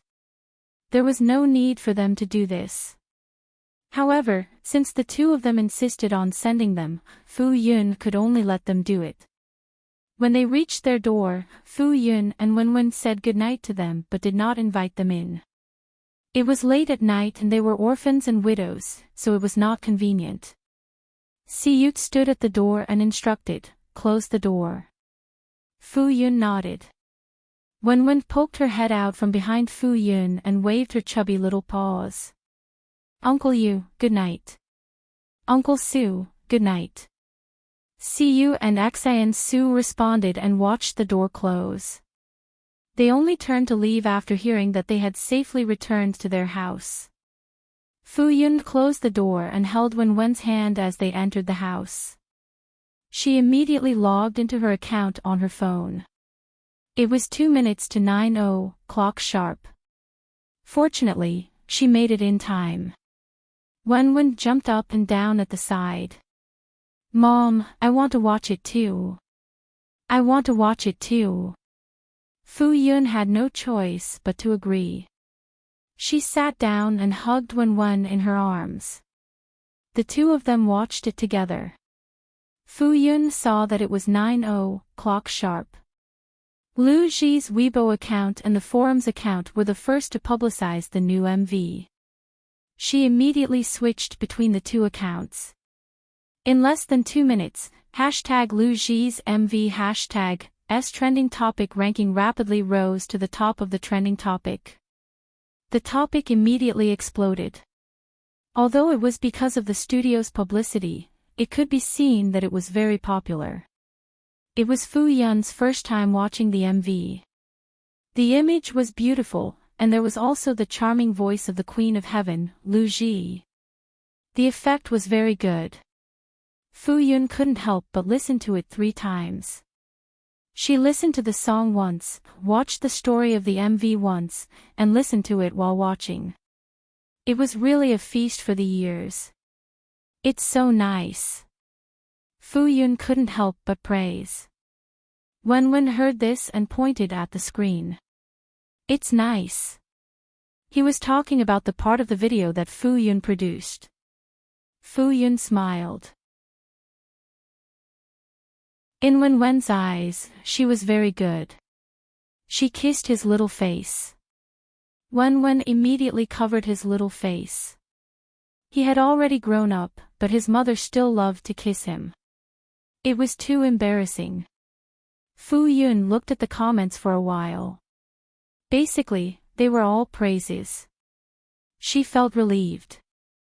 Then, she put her phone aside and went out to get some water. She was ready to wipe her hands and feet and sleep.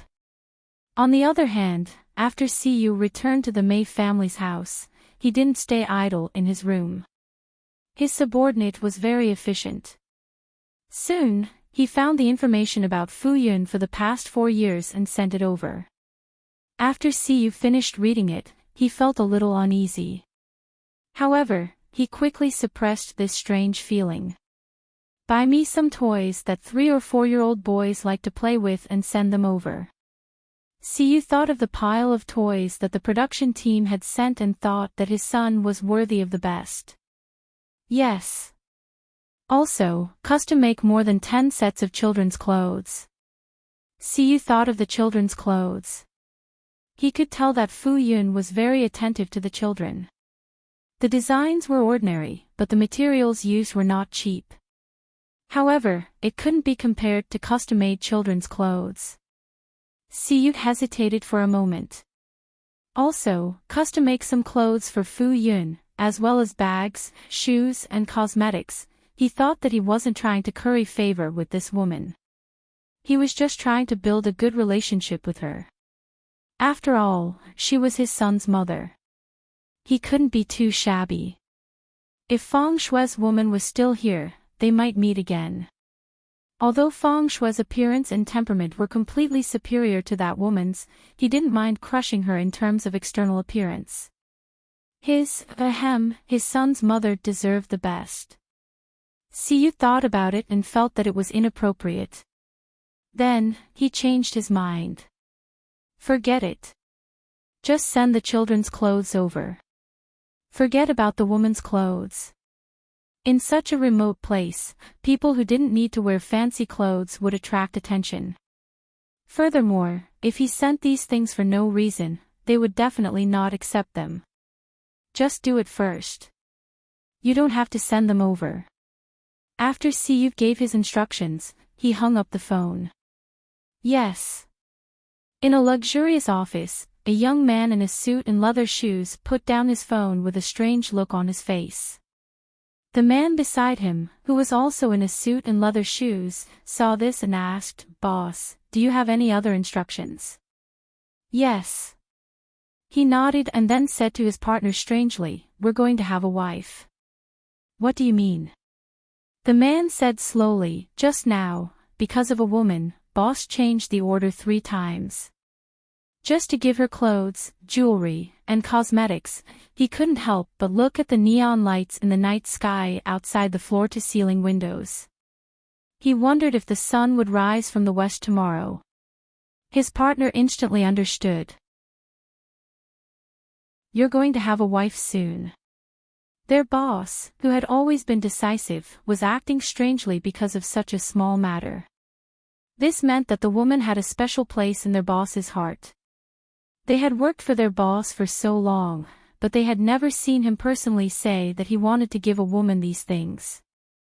Siyu didn't know that his subordinate had guessed so much. He had just hung up the phone when his manager, Yuan Axayan, called him. "What's the matter?" Siyu asked. "I want to remind you that the Chang family is also involved. They want to pressure the company to deal with you." Siyu frowned. His personal affairs were a mess and he didn't have the time to care about this. "Do as you deem fit." Yuan Axayan complained, "You're so free." They were so busy that they couldn't sleep well. Siyu said, "I'm not free." He was very busy. Yuan Axayan asked suspiciously, "You didn't cause me any trouble, did you?" Siyu said casually, "How could I cause you any trouble?" Why didn't Yuan Axayan believe him? The company's public relations department was so busy that they were still working overtime. Wasn't he the one who had caused the trouble? Yuan Axayan was worried. "I'll go over in 2 days." He had to watch over it personally. Siyu ignored him. Suddenly, he seemed to have thought of something and asked, "What about the Fu family? What's the situation now?" The Fu family. Yuan Axayan naturally paid attention to them. After all, they were Feng Shui's backer. "They haven't done anything yet. Don't worry, I've asked someone to keep an eye on them." Siyu replied, "Keep an eye on the Fu family. If there's anything strange, tell me." "Okay." Yuan Axayan hung up the phone. He was a little suspicious. Why did he feel that Siyu was paying too much attention to the Fu family? At this moment, someone called him. Yuan Axayan responded and left. He must be thinking too much. The next day was a good day. Fu Yun didn't have to go to the flower bed, so she changed into a dress. She wore a retro long dress. Her long hair was braided, and the braid fell diagonally to the left of her chest. Because of work, Fu Yun never wore a dress at the flower bed. She always wore jeans and casual pants. She only wore a dress when she was in the village. Every time Wen saw Fu Yun wearing a dress, her eyes would sparkle. She would praise her sweetly. "Mommy is so beautiful." Fu Yun also praised, "Wen is also handsome today." Fu Yun made Wen wear denim shorts with suspenders and a white short-sleeved shirt. She looked exceptionally handsome. Of course. Wen raised her head proudly. "It's because I have such a beautiful mommy that I can give birth to such a handsome baby." Yes. That's right. The mother and son laughed and flattered each other. They were very happy. At this moment, a few children ran over. They leaned against the door mysteriously and shouted, "Sister Ruoruo, Sister Ruoruo." Fu Yun heard the commotion and walked out. "What's the matter?" She saw that only Duli, Dunzi, and a few older children had come. Duli whispered, "Sister Ruoruo, let's take you somewhere." "Where are we going?" Fu Yun saw that the children were acting mysteriously and was a little curious. Wen ran over. "I want to go too." Dunzi looked at Wen's small body and felt a little awkward. However, looking at his big, watery eyes, they couldn't say no. But the mountain roads weren't easy to walk on. "Sister Ruoruo, bring a basket." Fu Yun didn't know what these children wanted to do, but she still went to the kitchen to get an exquisite bamboo basket. This was made by Uncle May for her to carry things. In the end, Wen also followed. The mother and son followed Dali and the others into the mountains. Wen followed with her short legs and asked curiously, "Where are we going?" Dali whispered, "We're bringing you to our secret base." After walking for about 20 minutes, Fu Yun and the others arrived at the secret base that the children were talking about. "Are these mulberries?" Fu Yun looked at the mulberry trees in front of her. There were ripe purplish-black fruits hanging on them. There were mulberries in the village, but they were eaten by a group of children before they were ripe. It wasn't easy to see such ripe mulberries. The children went up to pick the fruits and put them in Fu Yun's basket. "For Sister Ruoruo and Wen. Wen is injured, so you have to eat more. However, you can't tell anyone." This was how Doli and the others apologized. Yesterday, Wen was injured by the evil Empress. They felt that they were responsible and only cared about themselves. They didn't notice that Wen didn't run away. Therefore, they shared their secret base with Wen and the others. Fu Yun didn't reject the children's kindness. "Then I'll pick the fruits with you. However, we have to eat them together. There are so many fruits. Wen and I won't be able to finish them. It would be a pity if they spoil." "Yes, yes." The children were very happy when they heard this. Wen also happily went up to help pick the fruits. Of course, he wasn't happy about the mulberries, but the process of picking them. This small piece of mulberry looked like a lot at first glance, but in fact, not much was picked. The bamboo basket that Fu Yun Ruo brought was filled. The children's trouser pockets were bulging. Their hands were also full, so there was nothing left. "Okay, let's go home." When Fu Yun spoke, the children ran forward happily. "Let's go back and eat mulberries." Fu Yun also smiled and quickly followed. The program team's live broadcast continued filming today. However, because of yesterday's incident, the atmosphere in Feng Shui's team was a little stiff. Feng Shui looked haggard and worked hard to cooperate with the filming. Occasionally, she would inadvertently reveal her weakness, which made people feel protective of her. According to the script, today's theme was to change partners. Originally, the program team wanted Siyu and Feng Shui to be partners so that there would be topics to talk about. However, after yesterday's incident, the program team quickly changed partners. Xan Su and Fang Shui were in the same team, while Siyu and Wang Huaibei were in the same team. Wang Huaibei had a good impression of Fang Shui, so naturally, he couldn't stand Siyu, who was insulting his goddess. He couldn't help but pick on her. However, Siyu countered with little effort and blocked his words. Wang Huaibei suddenly remembered something and said casually, "I remember the children said that there was a sister Ruoruo in their village who was prettier than Shui Ruo. I didn't really believe it. I heard that sister Ruoruo is from Shanghe village. Brother Yu, have you seen her before? Is it true that she's extremely beautiful?" Sure enough, the screen was filled with mockery. A village girl. How can she be compared to Shuashue? The names are so similar. How disgusting. Could it be that she purposely changed her name to ride on Shuashue's popularity? Siyu raised her eyebrows slightly and looked at Wang Huaibei, who seemed to be very honest. Then, she said, "The children are the worst at lying." "You're right." Wang Huaibei laughed dryly. "Then I'd really like to see it." Siyu said, "There's no need to see it. Not everyone wants to be disturbed by unimportant people for no reason." Wang Huaibei was speechless. The assistant cameraman quickly moved the camera away to capture the scenery. He didn't want to capture Siyu's mocking face and attract more hatred. Speaking of which, Siyu's mouth was getting more and more impolite. The assistant cameraman was distracted by the director's repeated instructions. Naturally, he didn't notice that a group of people had suddenly appeared in the distance and were getting closer and closer. "Ah, ah, ah. Brother, calm down. Calm down. I can do this shot. Goddess. A fairy who accidentally entered the mortal world. That's the woman. I want to know everything about her in 3 minutes.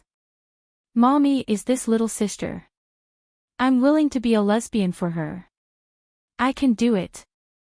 She's so beautiful." Chapter 35. Under the HD camera, a young girl holding a bamboo basket walked towards them. Her retro dress swayed slightly as a group of children circled around her, smiling innocently. The sunlight shone on her fair and exquisite face, making it seem like she was covered in a layer of golden light. The moment she looked over, the audience only thought of one word. 10,000 years in a glance. Fu Yunhua held the bamboo basket and focused all her attention on the children who were chasing each other around her.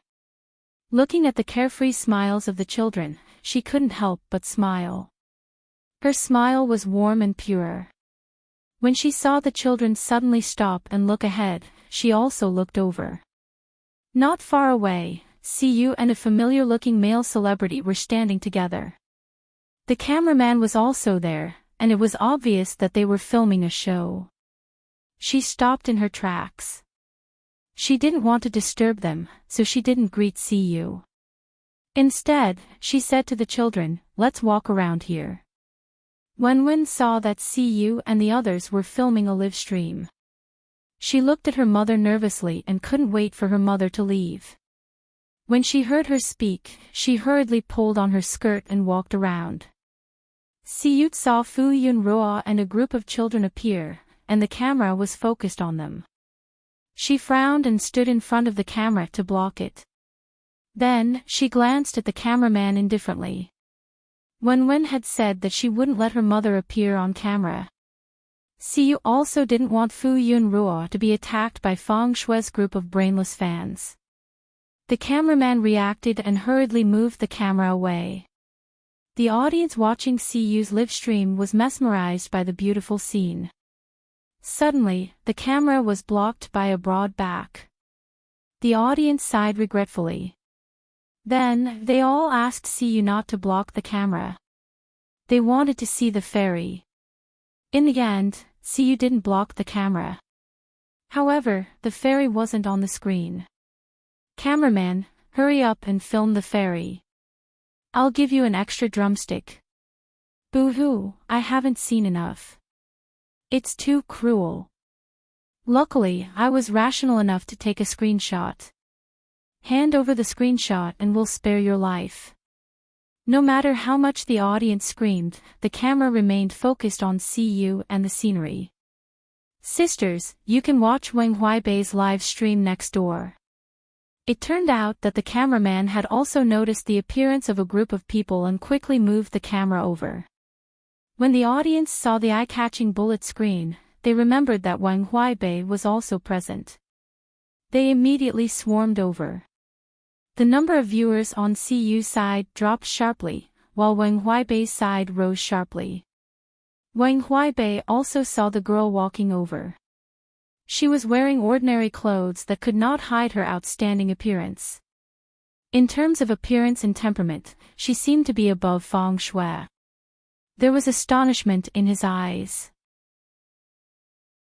He even had the thought that those children were right, but this thought only flashed through his mind. How could an ordinary girl from the countryside compare to the royal Feng Shui Ruo? Many of Wang Huaibei's fans also liked Feng Shui Ruo. The more they ridiculed her before, the more they slapped her in the face. The audience that rushed in quickly took over the screen and started to lick his face in the bullet screen. Most of the audience who had been slapped in the face were as quiet as chickens. Only a few fans maintained their original views and continued to ridicule her. She could not compare to my Shui at all. There were even some conspiracy theories. Could it be that this woman wanted to use Shui as a stepping stone? She must be crazy to be famous, right? Then, as if they had found a reason, they quickly ridiculed her. However, the public opinion was not one-sided this time. The group of viewers who were obsessed with beauty were not at a disadvantage at all. Oh. Then your aesthetic standards are really special. To be honest, with Feng Shui Ruo's looks, there are many people in the entertainment industry who are more outstanding than her. I don't know what the brainless fans are so excited about. That's right. In the past, I thought that her otherworldly temperament added points. Now that she's compared to this little fairy, it's the difference between a pirated version and a genuine one. What pirated version? Isn't this the difference between a high-quality product and a low-quality one? Instead of awkwardly praising her looks, why not praise her acting skills? At least an ordinary person can't compare to a movie queen like you. 23333 These valiant viewers were mostly Cuyu's fans. Cuyu had never concealed his opinions of Feng Shui Ruo, causing his fans to have an average impression of Feng Shui Ruo. They even hated her a little. In fact, due to Cuyu revealing his poisonous tongue, the originally passive moons also became poisonous tongues, and their fighting strength increased exponentially. This was probably what they meant by boiling powder with the steam. Wang Huaibei saw her leading the children in a different direction and hurriedly chased after them. Please wait. When the children saw two strangers running over, they hurriedly protected Fu Yun Ruo and Wen behind them. They put their hands on their hips and shouted fiercely, "What do you want?" Wang Huaibei stood a meter away and revealed a friendly smile. Don't misunderstand. We don't have any bad intentions. He looked at Fu Yun Ruo. Are you Miss Ruo? The little protectors looked at them warily. Why are you looking for Sister Ruo? They still remembered that these outsiders had bullied their families when yesterday. Were they going to bully their sister Ruo now? Fu Yun Ruo glanced at the camera that had been pointed at her and politely said to the cameraman, "Hello, can the camera not be pointed at me? I'm not used to being photographed." The cameraman was stared at by a pair of beautiful eyes. He hesitated for a moment before moving the camera away and pointing it at Wang Huaibei. Fu Yun Ruo then looked at Wang Huaibei. May I ask why you're looking for me? Wang Huaibei was at a loss for words. He didn't know what to say. It's nothing. He glanced at the bamboo basket in her hand and laughed dryly. We're going to pick mulberries. Fu Yunruo lowered her head and looked at the bamboo basket. She thought that they had stopped her because they wanted to eat mulberries. Then, she asked the children, "Uncle wants to eat mulberries. Can we give them some?" The children hesitated. They didn't really want to give it, but when they saw Siyu walking over, they thought about how Uncle Yu had given them candy and treated Wen so well. Thus, they said generously, "Let Uncle Yu try it." When they looked at Wang Huaibei, they said reluctantly, "Let this uncle try it too." Fu Yunruo laughed, but she still agreed seriously. Then, she grabbed a handful and gave it to Wang Huaibei and the two cameramen. Finally, when she gave it to Siyu, she gave it twice. Siyu's hands were big enough that she could still hold it after giving it twice. Fu Yunruo smiled and nodded at Siyu as a greeting. She didn't say anything. After giving it, she left briskly with the group of children. Siyu watched as Fu Yunruo and the children's figures quickly disappeared from her sight. Then, she turned to Wang Huaibei and saw that he was staring blankly. She clicked her tongue. Then, she turned around and left with a smile. "Let's go wash the mulberries. They look delicious." The audience was originally discussing excitedly. They had just seen little cutie Wen, and only then did they notice that little cutie and little fairy sister looked extremely similar. With one look, they could tell that they were related by blood. Were these siblings? What kind of immortal parents could give birth to such good-looking children? Did they save the world in their previous life? However, when they heard Siyu say something that deserved a beating in a smug tone, they were immediately envious and jealous.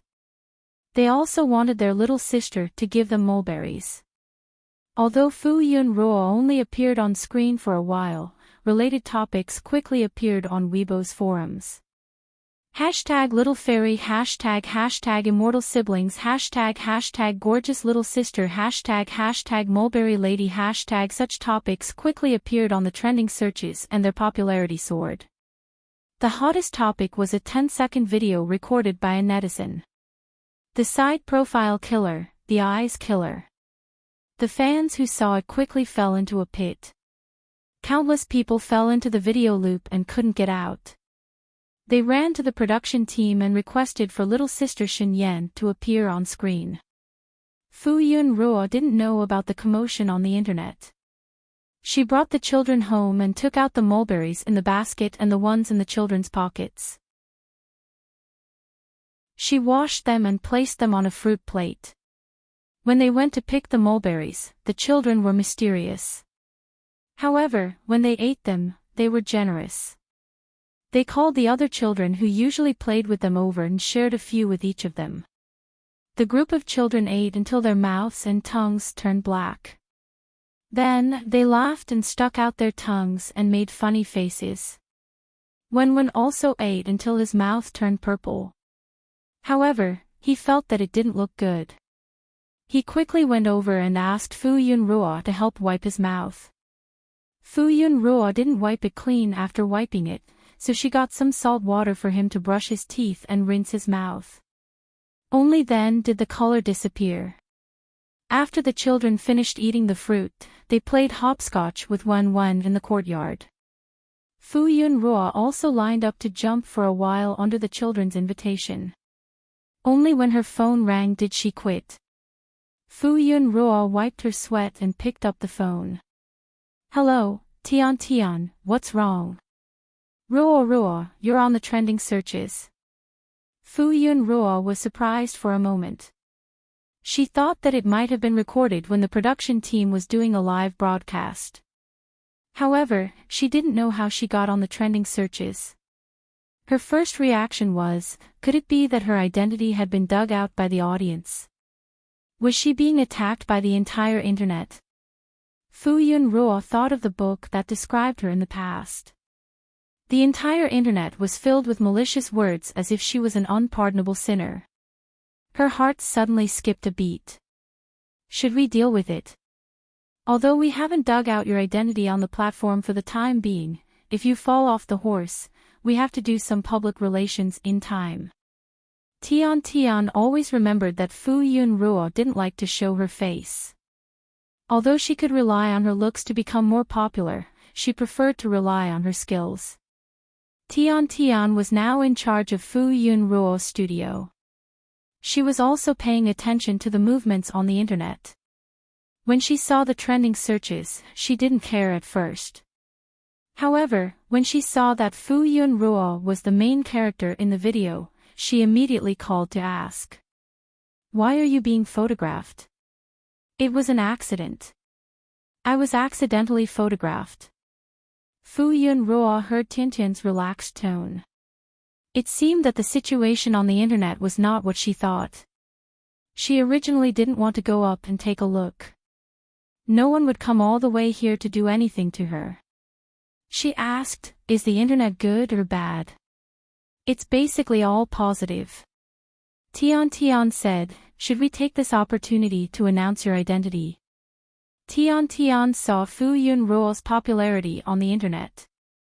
If they did it well, taking advantage of this popularity to announce her identity would be of great help to Fu Yunruo's popularity. Don't.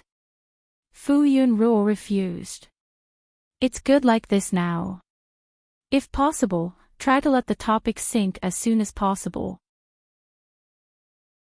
Fu Yunruo didn't want to show her face in public. She didn't want her private life to be exposed to the public. How good was it now? She could live a quiet life. No matter whether the things on the internet were good or bad, they wouldn't disturb her. All right. Tian Tian felt that it was a pity that she couldn't take advantage of the free popularity, but she still respected her opinion. Then we'll pay more attention here. Okay, sorry to trouble you. By the way, Ruo, I've already sorted out the school information you wanted for you. I've also asked someone to keep an eye on the house you want to buy.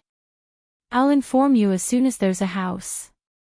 Okay, thank you for your hard work.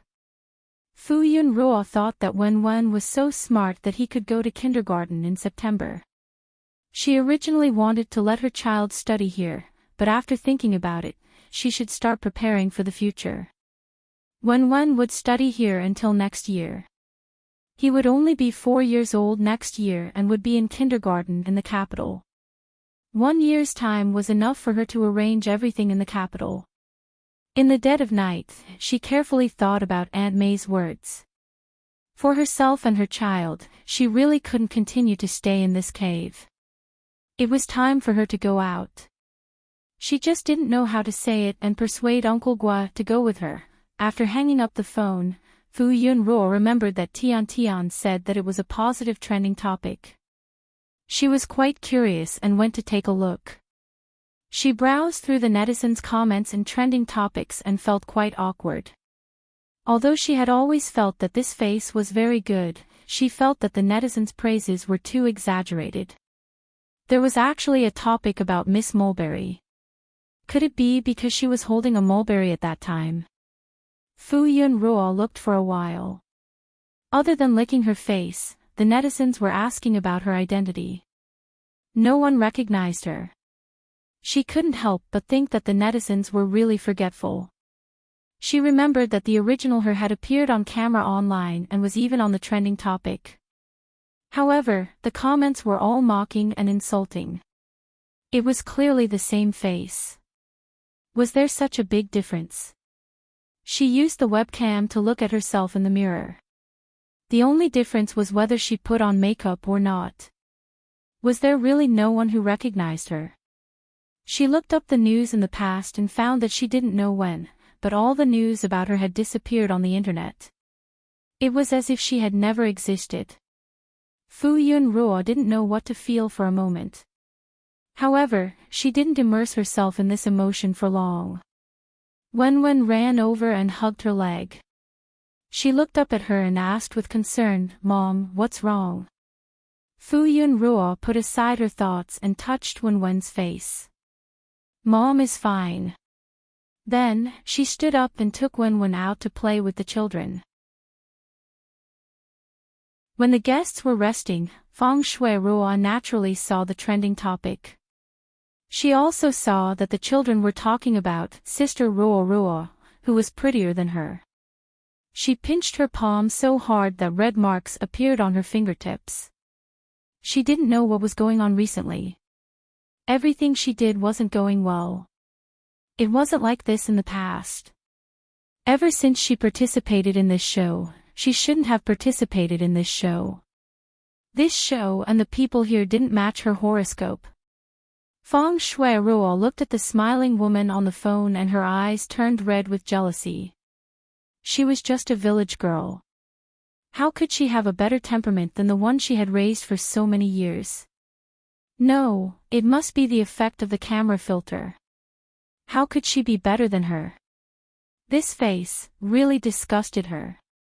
However, when they walked out of the room, Feng Shui Ruo didn't notice anything unusual. She smiled and spoke gently to Axan Su. Then, she inadvertently and sincerely praised, "I just saw the trending topic. The sister Ruo Ruo from the village is really much prettier than me."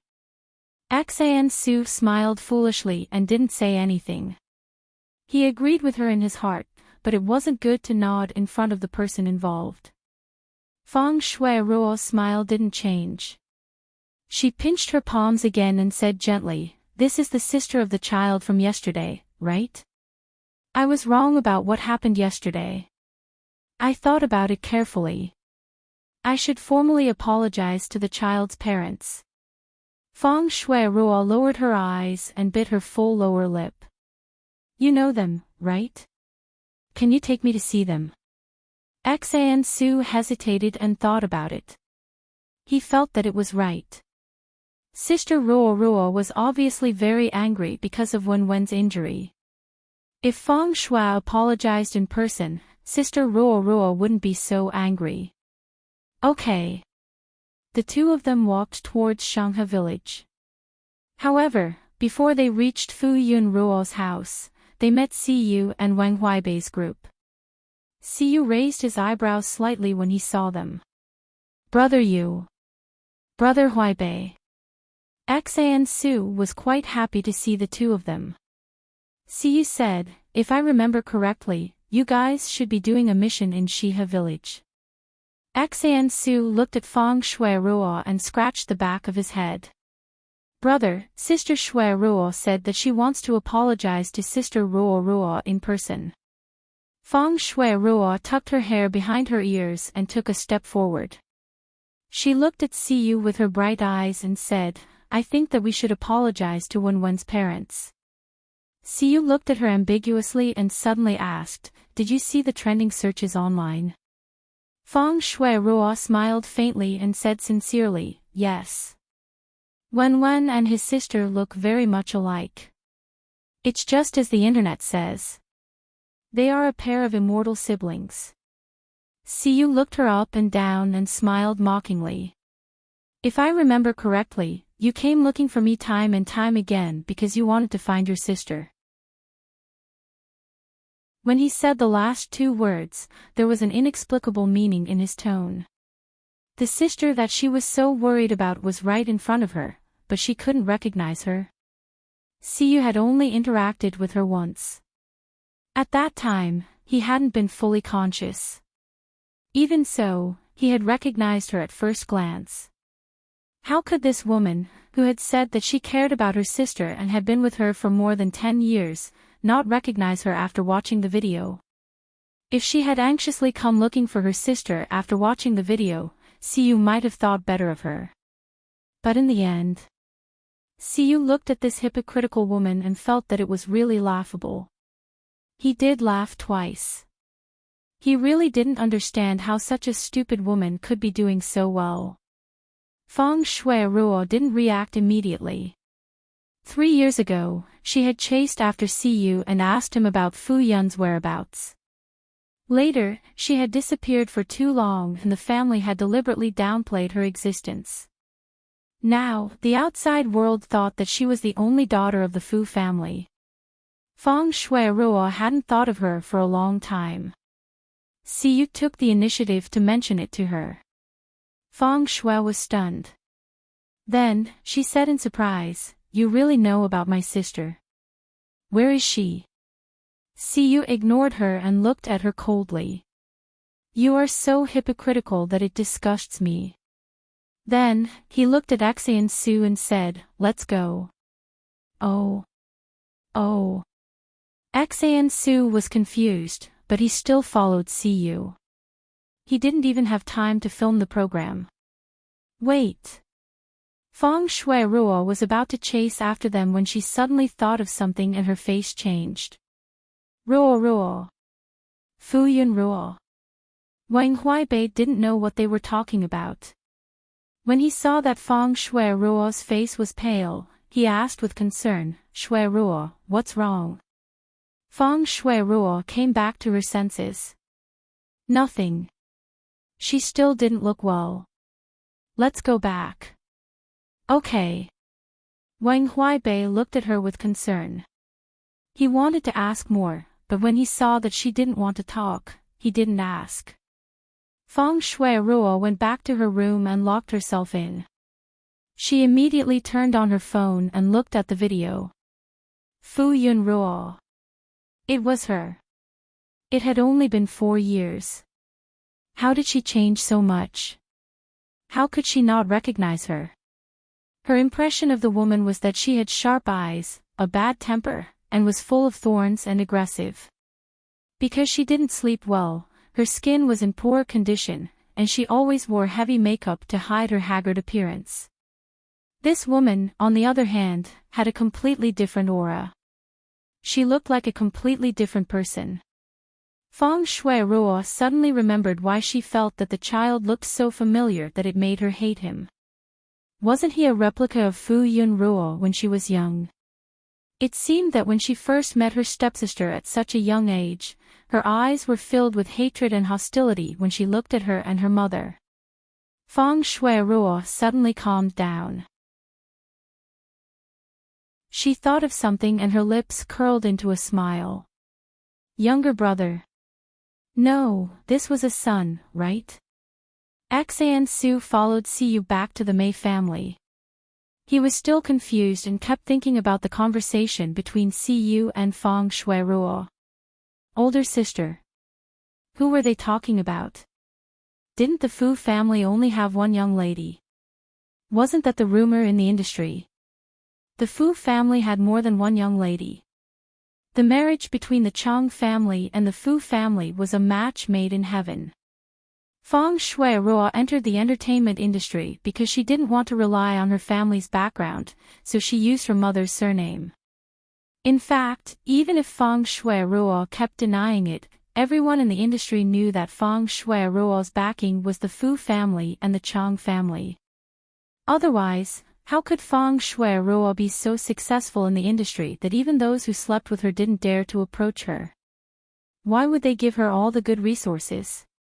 This was also the rumor circulating among Feng Shui Ruo's fans. They even proudly boasted that their idol was the cleanest female celebrity in the entertainment industry. She was the real Ms. Perfect. Although it wasn't exposed, it was still a rumor. Could it be that the Fu family had more than one young lady? That seemed to be the case. There was a piece of news that said that Feng Shui Ruo had a stepsister and that she was often bullied by her stepsister. Xian Su fainted. High society was really complicated. Siyu didn't know what Xian Su was thinking. He returned to his room and called his agent. Keep an eye on the situation online. Yuan Xian's first reaction was, "What did you do this time?" Siyu was speechless. He clicked his tongue and said, "Keep an eye on Feng Shui Ruo. You can deal with any news that involves Fu Yun Ruo." Yuan Xian nodded and then asked suspiciously, "Are you hiding something from me? Why are you so concerned about Fu Yun Ruo recently? Even if she is the first and only woman you have ever touched, you didn't care about her before." Siyu was speechless. "Shut up." Yuan Xian chuckled. "You used to be so picky. When I mocked you for being a virgin, you didn't get angry. Now that you aren't a virgin anymore, why are you so shy? This isn't like you, who is pure and has few desires. Siyu chuckled. Me? Shy? No matter how pure and simple I am, it's still better than you having so many people around you.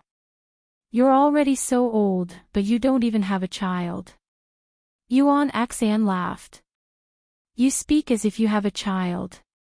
Siyu was speechless. Yuan Axan was speechless. Fuck. Don't tell me you're really pregnant. Yuan Axan roared. Bastard. How dare you hide such a big thing from me? You. He was so angry that he didn't care about offending his superior and directly scolded him. Siyu moved his phone away. Okay, that's all. Goodbye. Yuan Axan's irritable voice stopped abruptly. Siyu casually put his phone aside and rapped his knuckles on the table.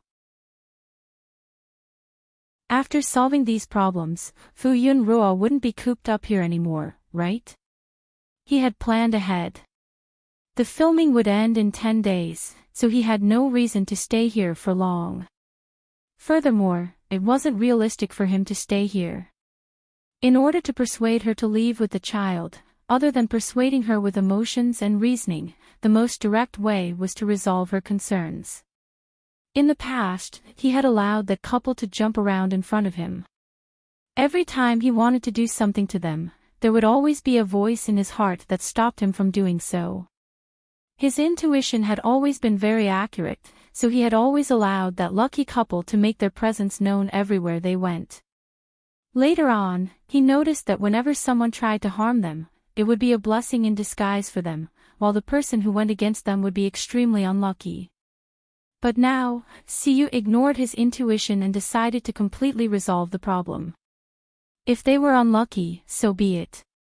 He could afford to be unlucky.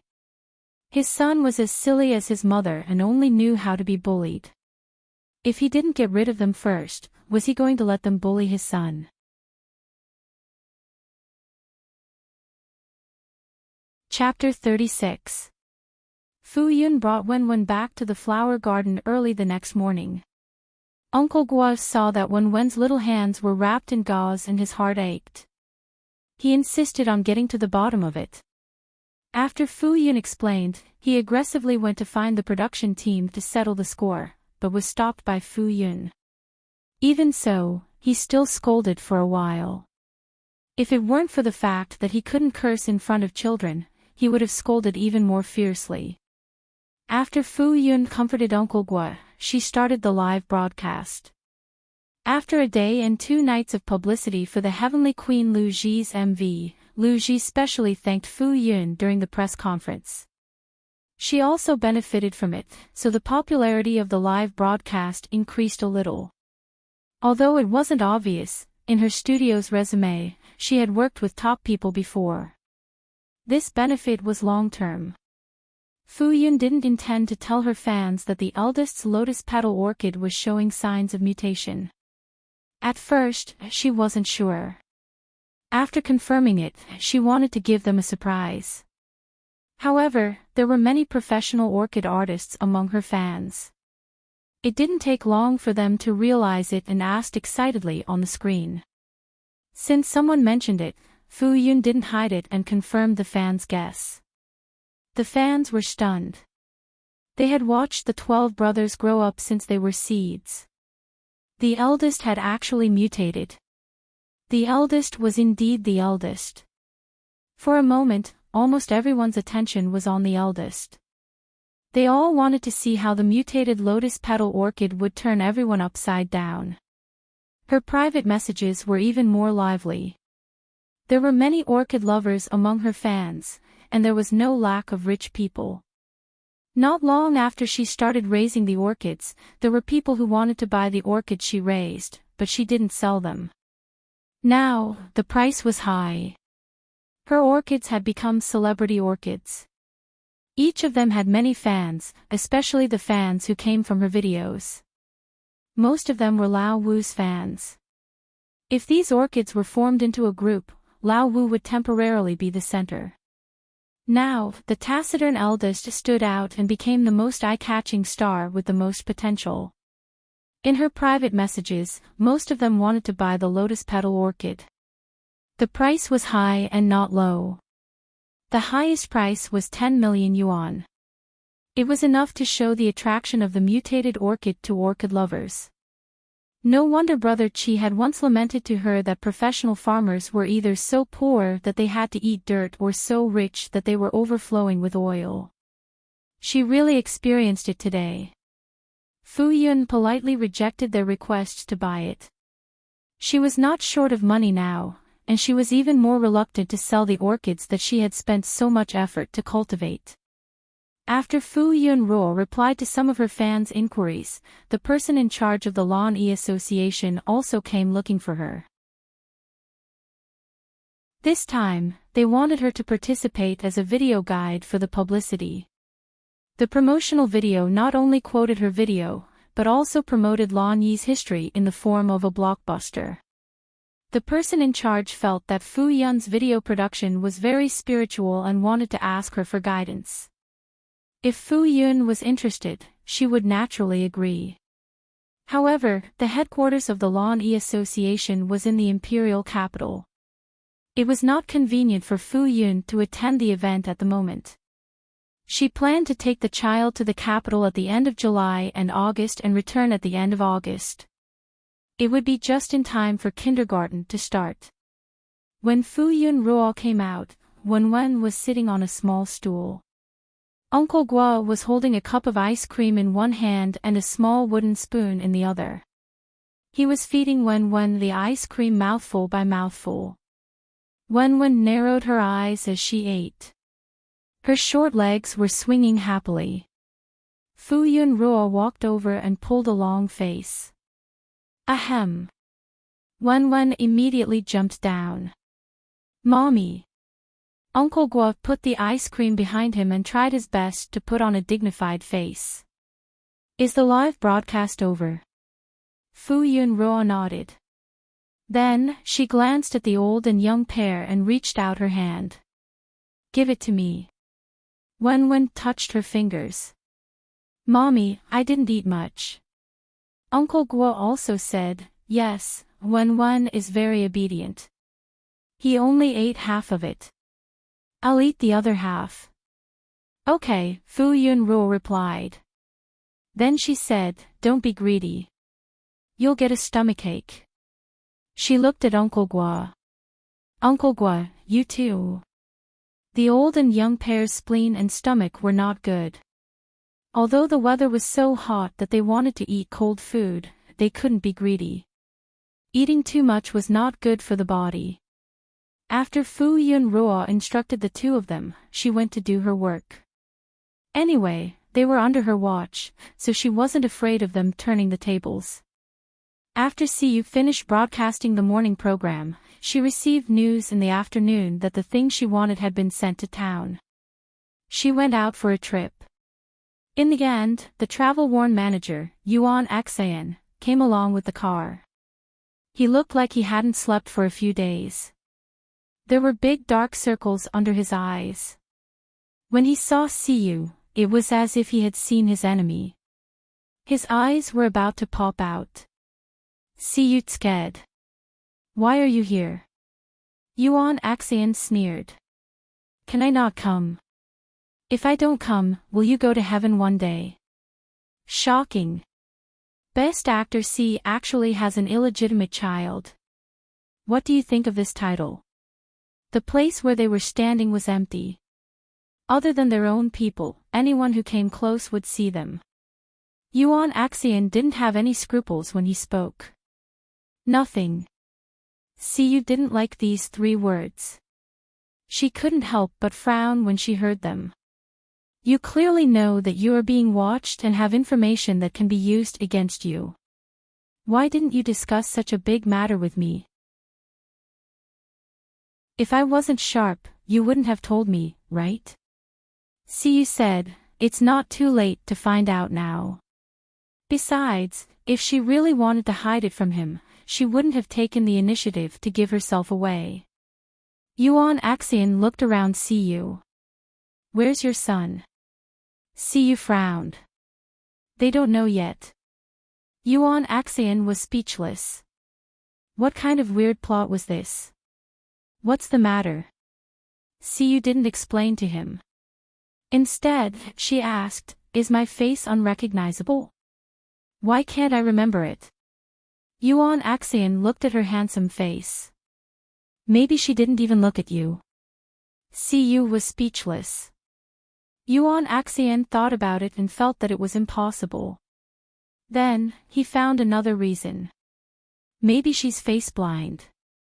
She can't tell if the person in front of her is a human or a dog. Siyu snorted. That woman wasn't face blind at all. She just couldn't see clearly who the person in front of her was. Yuan Axian said with certainty, it's the child who appeared in your live broadcast. He looked at the screenshot. She looks so cute. She doesn't look like you at all. How did you recognize her? Do you want to do a DNA test? Siyu looked at him indifferently. Not everyone is like that woman. She can't even recognize people. Yuan Axian sneered. How much do you care that you keep mentioning it? Siyu snorted. Why would he care about that? Are these things for children? Let's go. I want to take a look too. Siyu didn't refuse. Watch your words. I know. Do you think I'm you? The black caravan slowly drove into the village and stopped in front of the Mei family's house. The villagers and children came over to watch curiously. Siyu smiled faintly. My manager is here to see me. Yuan Axian was fat, but he was agile. He took out a big bag of candy and gave it to the adults and children. He smiled and said, I'm Siyu's manager, Yuan Axian. Brothers and sisters, you can call me Brother Yuan. Thank you for taking care of Siyu. I didn't bring much, so I'm just giving you some imported candy. I hope you don't mind. You're too kind, Brother Yuan. The children's pockets were filled with candy as they ran away happily. After receiving the candy, the adults treated Yuan Axian and Siyu even more kindly and friendly. After exchanging a few pleasantries, they didn't surround them anymore and left one after another, leaving them alone to talk. The chauffeur, Yuan Axian, and Siyu carried the bags into the house. When Aunt May saw so many things, she initially thought they were for Siyu. When she found out that they were all for Wen, she was stunned. This. No matter how ignorant she was, she knew that these things weren't cheap. Why were they all for Wen? For a moment, Aunt May couldn't help but think that Yu had taken a liking to Ruoro and wanted to please Ruoro by sucking up to Wen. You don't have to give the child so many things. If you really mean it, just give her some small trinkets, Aunt May reminded. Ruoro won't accept so many gifts. Yuan Axian laughed heartily. Sister, Siyu's original intention was to buy 1 or 2 small toys and 2 sets of clothes. It was the company's idea to buy so many things. We don't have any other intentions. You don't know, but when we saw Wen appear on the live broadcast, our hearts softened. She's such a lovely child. Isn't that so? When Aunt May heard Yuan Axian's undisguised praise and fondness for Wen, she immediately smiled like a flower. Wen is such a lovely child. You don't know. Yuan Axian excitedly chatted with Aunt May. After a while, he brought up 2 or 3 interesting things about Wen when she was young. He even showed them photos of Wen when she was young. Siyu was speechless. He originally had a problem with Yuan Axian taking the credit for buying the gifts to the company, but now he just wanted to give him a thumbs up. He was indeed a famous old fox in the entertainment industry. Siyu held the thick photo album in his hand. He didn't have any objections. He looked at the white and cute little guy in the photo and was entranced. No wonder he was his son. He was so cute. After talking for a long time, Yuan Axayan suddenly slapped his thigh and said, "Hey, big sister, should I send the gifts over now? These are the gifts from my company to the child. They really like Wen. When they knew that I was coming over, they wanted to come over as well, but they were afraid that it would be rude, so they could only ask me to send the gifts over. See, you give me one gift after another. That's how we accumulated so many gifts." Aunt May didn't think that these gifts were exaggerated anymore. Each and every one of them was a gift from other people to Wen. Their Wen was so lovable. Aunt May was very proud. "Hey, there's no one in the old house now." Ruoruo and Wen went to the flower garden. Siyu immediately looked over and asked, "They're not there." Ruoruo has a job after all. If they live in the village, it's not convenient for them to travel back and forth every day with the child. They only come back to stay occasionally. Aunt May didn't mind. Ruoruo came back to the village at least 2 or 3 times a month. When she was free, she would also go to the flower garden, so she didn't think much of it. Yuan Axayan glanced at Siyu and said, "Then can we go to the flower garden to look for them?" Aunt May waved her hand and said, "Don't. Old man Gua has a bad temper. He doesn't like people going to his flower garden. Even if you go, you won't be able to enter." Gua. Flower garden. Siyu raised her eyebrows and said, "Is it old man Guozheng? The orchid he raises?" "Hey, that's indeed his name." Aunt May kept calling him Old Man Gua and almost forgot his real name. The orchid he raises. That's such a coincidence. Yuan Axayan clapped his hands. Aunt May asked curiously, "You know each other?" "Old man Guozheng has a student called Qi Weiqing. He's our colleague. When he heard that we were coming here, he specially asked us to visit the teacher on his behalf." Siyu nodded and said, "But I've been filming the show and haven't had the time. I was thinking of visiting him after filming." Aunt May didn't expect that they had such a relationship. She suddenly realized and said, "After all this fuss, we're all on the same side." Yuan Axayan nodded and said, "Yes, we're all on the same side. That's such a coincidence." Aunt May saw that they were even closer. Aunt May had treated them with some politeness before, but now she completely treated them as her own juniors. "Old man Gua definitely won't stop you from going in," Aunt May said cheerfully. "I'll take you there tonight." It was convenient for them to have a car, so they arrived after a 10-minute drive. Aunt May still remembered that Siyu still had to film the show, so she thoughtfully waited for them to arrive at night. "Then I'll have to trouble you, big sister." The atmosphere here was harmonious and cheerful, but the atmosphere on the other side wasn't so good. Feng Shui, Ruo Jing, and Wang Huaibei, as well as another group of guests, He Ling and Ouyang Xingheng, were all smiling and doing missions together. She was the moon surrounded by the stars and was coaxed by the 3 men. The audience screamed in envy. They also wanted to be surrounded by handsome men of different styles. The screen was harmonious. Suddenly, a tall man wearing sunglasses and a suit with long legs entered the frame. He pulled Feng Shuiruo into his arms overbearingly. "Ah!" Feng Shui screamed and was about to reject him when a deep voice came from above her head. "Shui." Feng Shui looked up and saw that the man had taken off his sunglasses, revealing a pair of deep and affectionate eyes. "Brother Chang." Feng Shui exclaimed in surprise when she saw Chang Zhuyu. "Why are you here?" Chang Zhuyu's heart ached as he hugged her. The anger in his heart turned into tenderness when he looked at Feng Shui. "I'm here to see you." Feng Shui's fair cheeks flushed red. "I'll be back soon." "Why did you have to come all the way here?" If I didn't come, wouldn't others bully you even more?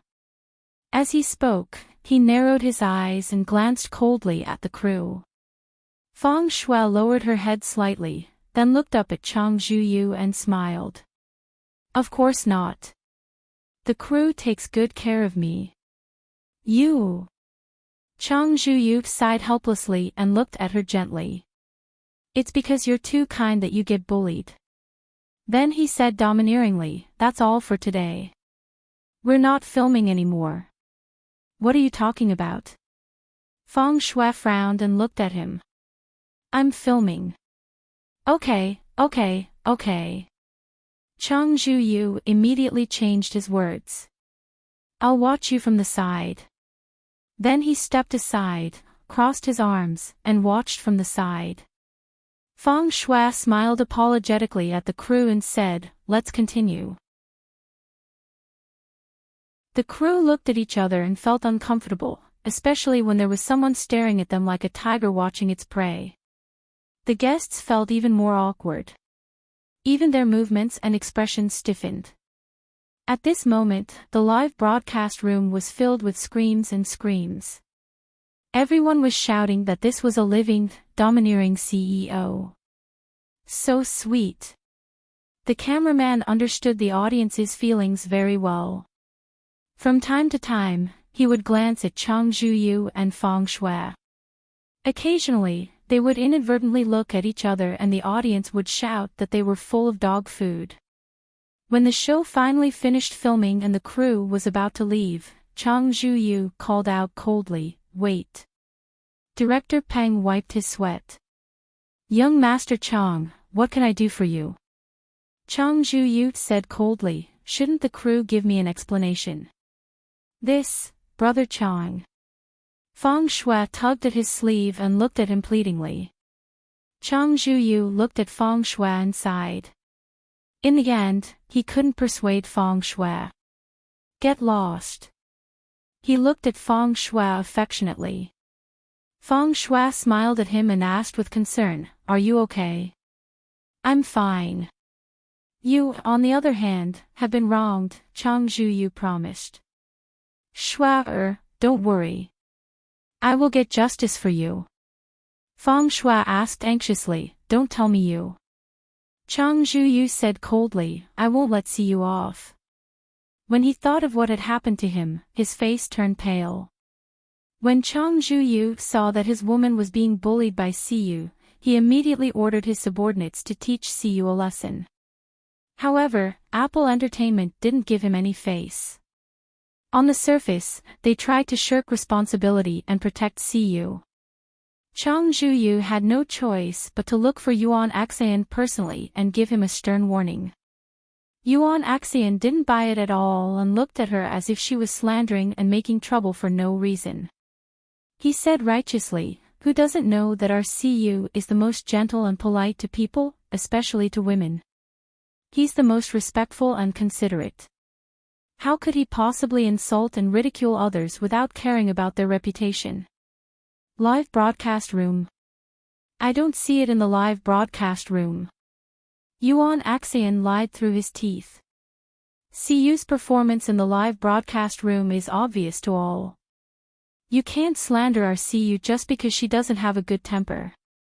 Apple Entertainment isn't a pushover. Chang Zhuyu said coldly, does that mean Apple Entertainment is going to protect him? Young Master Chang, are you kidding? Siyu is the pillar of Apple Entertainment. Who else can we protect if not him? Chang Zhuyu left angrily. Since he couldn't pressure Apple Entertainment, he had to expose his dirty secrets. However, this person was too clean. His private life was clean and he didn't have any bad habits. He never acted like a big shot in the crew. He was humble to his seniors and took care of his juniors. He wasn't close to any female celebrities and had a good reputation. Other than when he was filming, there was no news about him at all. Since he couldn't find anything that could be used against him, he had to create some dirt. He found a studio and a VIP account, but they didn't dare to accept the job when they heard Siyu's name, even if they offered double the price. Siyu's name was taboo in these studios. Who would dare to expose such groundless dirt? When he first became famous, his studio had accepted the job, but in the end, the entire studio had disappeared. Some VIP accounts had also said some groundless things to attract attention, but in the end, they had been sued and even lost their underwear. Apple Entertainment was a big shot in the entertainment industry.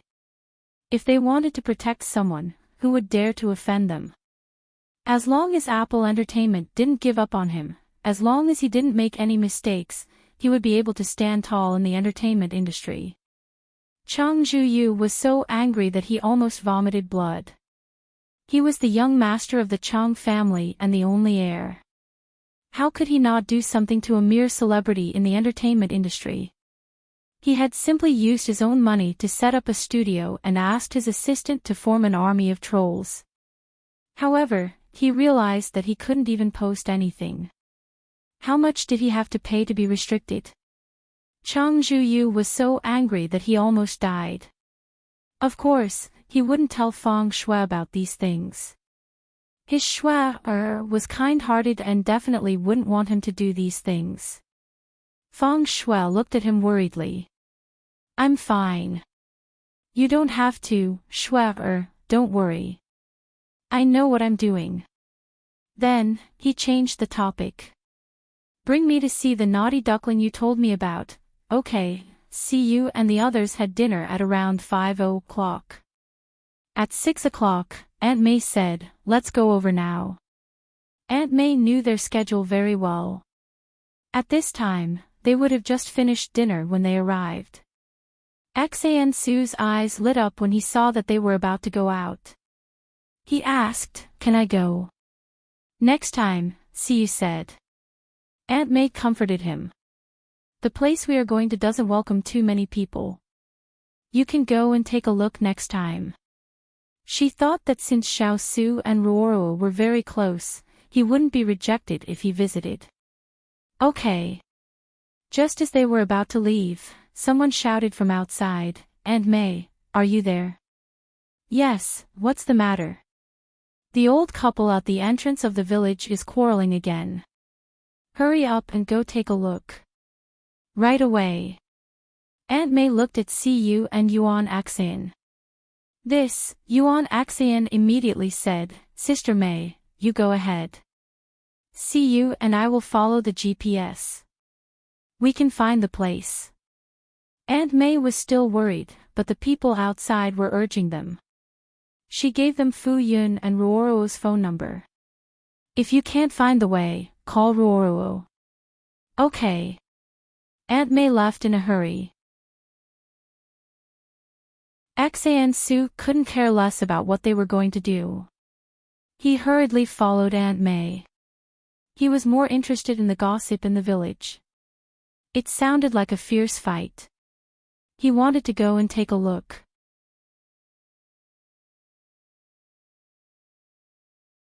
Chapter 37. When Wen's chubby hands were supporting his waist as he took a stroll outside with his round tummy. Grandpa Guo doted on him, so he was too proud and accidentally ate too much. His mother ordered him to walk for at least half an hour. His legs were very tired. Wen lowered his head to look at his short legs, but all he saw was a watermelon-like tummy. Sigh, he suddenly missed his 8-pack abs. It was okay. He was still young. When he grew up, he would be tall and strong with defined abs. Fu Yun Ruo and Uncle Guo were working in the kitchen. Uncle Guo was preparing to cook mung bean paste. The weather had been getting hotter recently, so he wanted to cook some mung bean paste to relieve the heat. Fu Yun Ruo was washing the cupboards and cleaning the kitchen. The door to the flower garden was already locked, so they didn't have to worry about Wen running out. Wen paced back and forth in front of the bungalow. Suddenly, he noticed a faint light. He turned his head to look outside, then ran to the edge of the metal fence and stood on his tiptoes to look outside. He saw bright headlights flashing, and then a huge car came from afar. Soon, it stopped in front of the flower garden. Wen looked over curiously. It was so late. Who would come here? It seemed like they were here. Were they here for Grandpa Gua? The car stopped and the door opened quickly.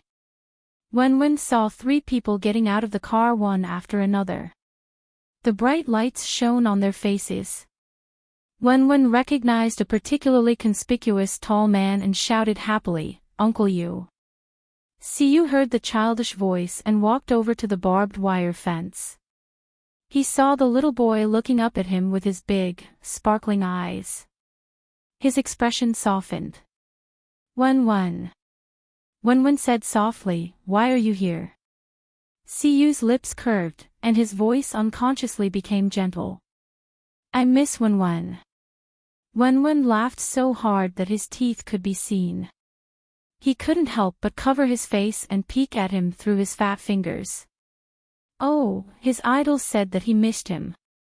So shy. Actually, he also missed his uncle a little.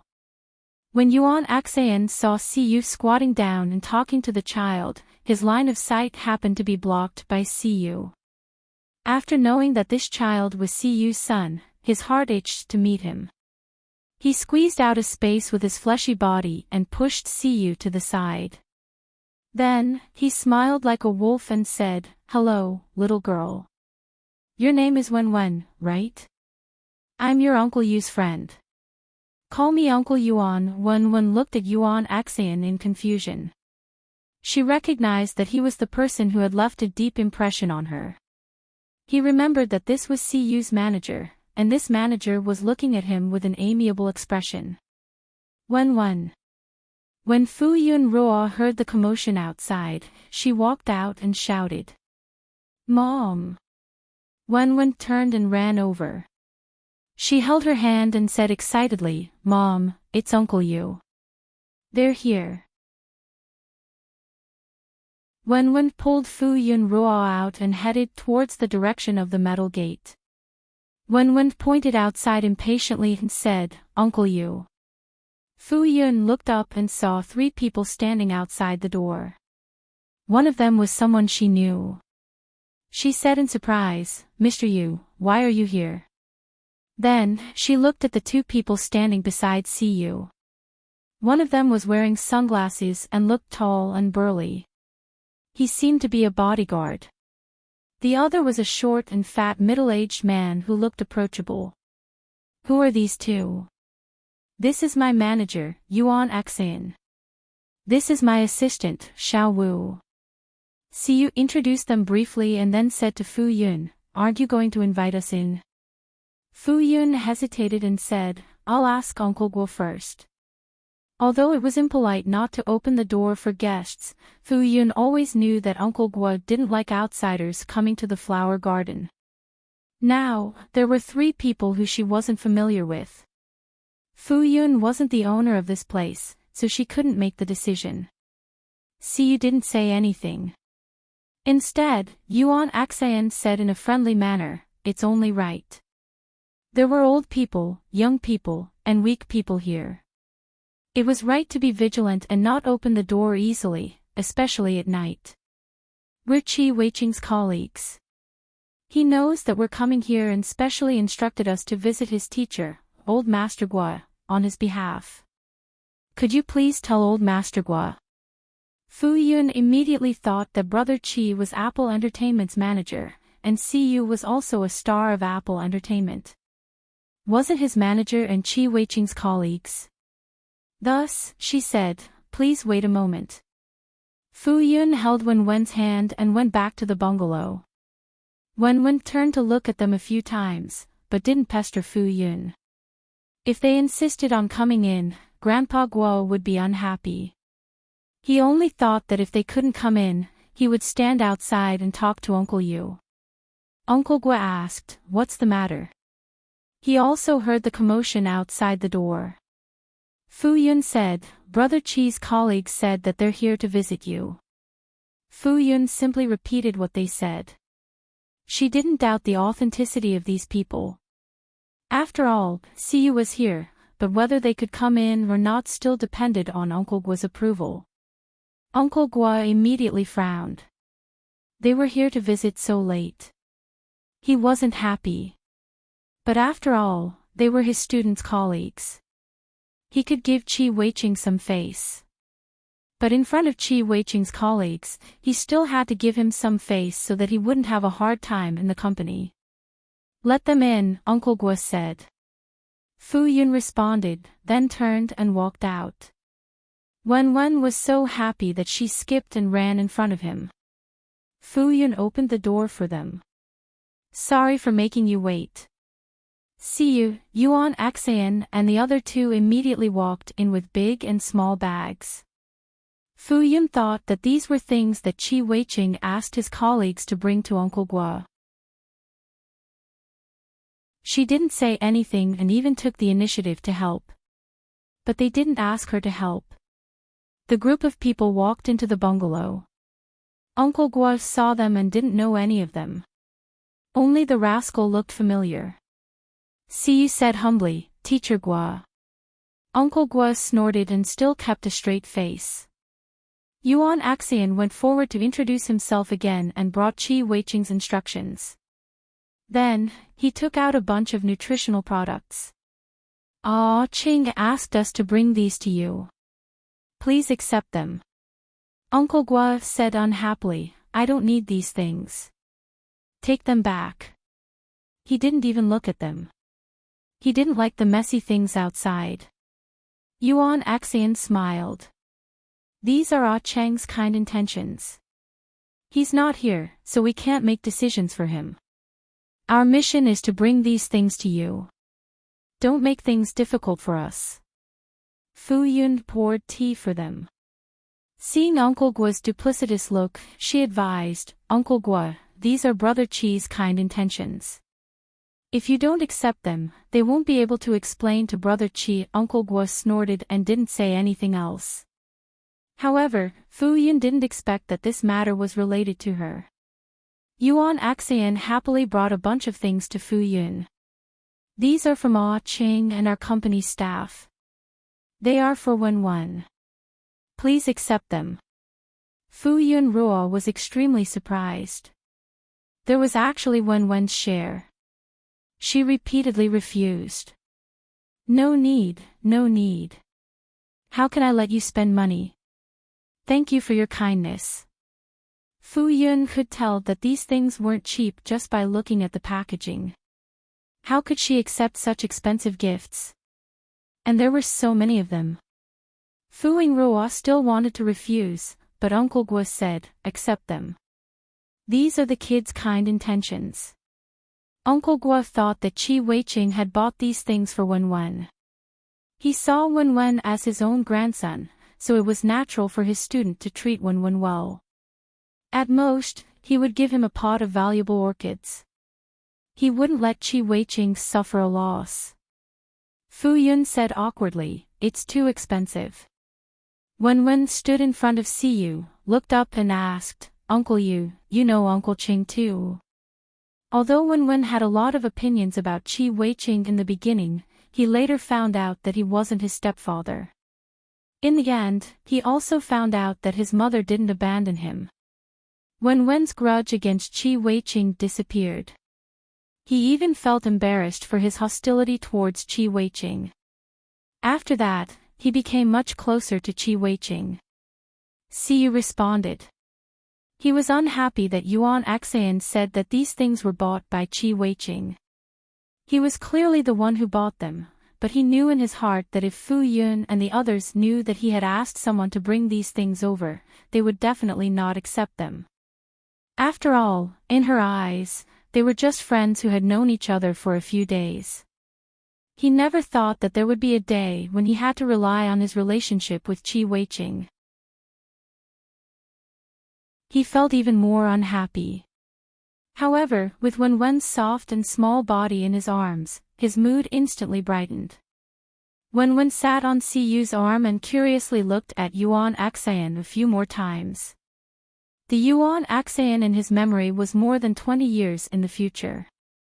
Although he took good care of himself at that time, he was still much older than now. His hair was already gray, and the wrinkles on his face were faintly visible. At that time, Yuan Axayan had a benevolent appearance and was very imposing. At that time, he was one of the authoritative figures in Apple Entertainment.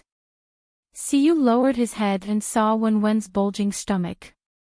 He couldn't help but stare at him. Wenwen noticed Siyu's gaze and hurriedly took a deep breath, wanting to shrink his stomach. However, after trying for a long time, his face turned red, but his stomach showed no signs of shrinking. Wenwen said with a wooden face, "Children are all like this. When I grow up, I won't have a small stomach anymore." Siyu held back his laughter. "Okay." He was very considerate of the child's face. Wenwen is really a handsome and smart child. Yuan Axayan's attention had been diverted to Wenwen. At this moment, he couldn't hold it in anymore. He tried to reach out to Wenwen, wanting to hug him. Seeing that Wenwen didn't reject him, Yuan Axayan happily carried Wenwen over. The smile on his face deepened. This child was much more likable than Siyu, this dog of a man. Siyu saw that Wenwen didn't reject Yuan Axayan's closeness and clicked his tongue. He thought that Wenwen was too careless toward strangers. In the future, he would have to add this to his education curriculum. Wenwen wrapped his arms around Yuan Axayan's neck and thought that 20 years later, he would never have thought that there would be a day when he would be hugged by a big shot. Oh, and Uncle Yu. He was an idol that he had never seen before. In the future, he would never have thought that he would have such a fortuitous encounter when he was reborn. At this moment, Wenwen suddenly felt that he had reached the peak of his life. Uncle Guo suddenly said to Siyu, "In the past, you were the one who took away my orchids, right?" Siyu. He coughed softly and didn't say anything. Although he was thick-skinned in front of Yuan Axayan, he felt guilty in front of old Mr. Guo. Uncle Guo immediately snorted coldly. Fu Yun looked over and said in surprise, "Mr. Yu, you're the one who can't raise orchids." She had a deep impression of this person whom she had never met before. Every time Uncle Guo mentioned this person, he would get angry for half a day. Later on, Wenwen also had the same constitution. She had a deeper impression of this person. In the past, she had thought that the story of raising and dying an orchid was exaggerated. However, after seeing the consequences of Wenwen raising orchids, she didn't find it strange at all. Indeed, the world was big and full of strange things. Wenwen looked over in surprise and her eyes widened. "Uncle Yu, you can't raise orchids either." "Me too. What a coincidence." He immediately opened his arms to Siyu and Siyu carried the child over. The two of them, who were in the same boat, had a lot to talk about, so they huddled together and whispered to each other. "I've raised orchids for more than 20 years, but I've never succeeded in raising them." Wenwen looked at him sympathetically. "I've been raising them for 6 months. I didn't succeed in raising orchids in a pot, and I can't raise them outside either. I'm going to raise them on the rooftop next time. Uncle Yu, do you want to come with me?" Wenwen invited him enthusiastically. "I think I must be raising orchids in the wrong posture." Siyu immediately agreed and praised him. "You're so smart. I've never thought of changing the posture to raise orchids." Siyu basically raised orchids in a pot and in the greenhouse in his courtyard. He suddenly felt that he must be raising orchids in the wrong way. If he changed the posture, he would definitely be able to raise orchids. Wenwen puffed out her chest proudly. Thus, the two of them happily agreed to go to the rooftop to raise orchids together. Fu Yun was speechless. Looking at their proud expressions, it was as if they had already raised orchids successfully. Yuan Axayan sighed. They were indeed father and son. At this moment, their expressions were in sync. Time passed quickly and it was already time. Siyu and Yuan Axian tactfully said their goodbyes. Fu Yun suddenly thought of something and said, "Let's drink a bowl of mung bean soup first." The mung bean soup in the kitchen was already cooked. Fortunately, they had planned to drink a portion for the three of them tomorrow, so they cooked more. Otherwise, there wouldn't be enough to share. Fu Yun took out 6 bowls and scooped out a bowl full of mung bean soup. Yuan Axian and Uncle Gui each took 2 bowls out. When there was only 1 bowl left, she was about to pick it up, but Siyu had already picked it up and carried it out first. In the end, Fu Yun didn't take anything and walked out empty-handed. Then, she went to call the driver, Xiao Wu, who was standing outside. After Xiao Wu came in and put down the things, he considerately stood outside and left them to talk in the house. The 6 of them sat at the square table with a bowl of mung bean soup in front of them. It was rare for it to be so lively. Wen sat on her exclusive high stool and looked around. She was in a very good mood and tiptoed. He saw that there was only so much mung bean soup in his small bowl and it wasn't full yet. Then, he looked at the others and saw that their bowls were all full. He pouted and said in a childish voice, "Mummy, I want a big bowl full." Fu Yun said, "Your watermelon stomach can't hold it anymore." "Yes." Wen lifted her shirt. "Mummy, touch it. It's gone down." Fu Yun reached out and touched it. "Yes, it's gone down a little. It's just enough to hold what's in your bowl." Wen. He was about to cry. Siyu looked at this and that. Then, when Fu Yun wasn't paying attention, she scooped a small spoonful of the mung bean soup in her bowl over. Wen's eyes instantly lit up. She smiled happily at Siyu. Yuan Axian happened to see this and cursed in his heart. What a scheming dog. Siyu scooped a little bit over again. The 3rd time, Fu Yun caught him red-handed. Fu Yun, she didn't see any increase in Wen's bowl, so she didn't care. However, she still said, Wen has eaten enough tonight. You can't eat anymore. Otherwise, your stomach will hurt. Siyu lowered his head and acted as if he didn't do anything. Wen also quickly picked up the small spoon, afraid that her mother would throw it away. Wen used the small spoon to scoop up the mung bean soup at the bottom of the bowl. It was already cooked and blooming. It was soft and sticky, sweet and super delicious. Fu Yun casually glanced and saw that Siyu was drinking the mung bean soup. He ate the mung bean soup first, then drank the soup in 1 gulp. He didn't stir the soup and eat it.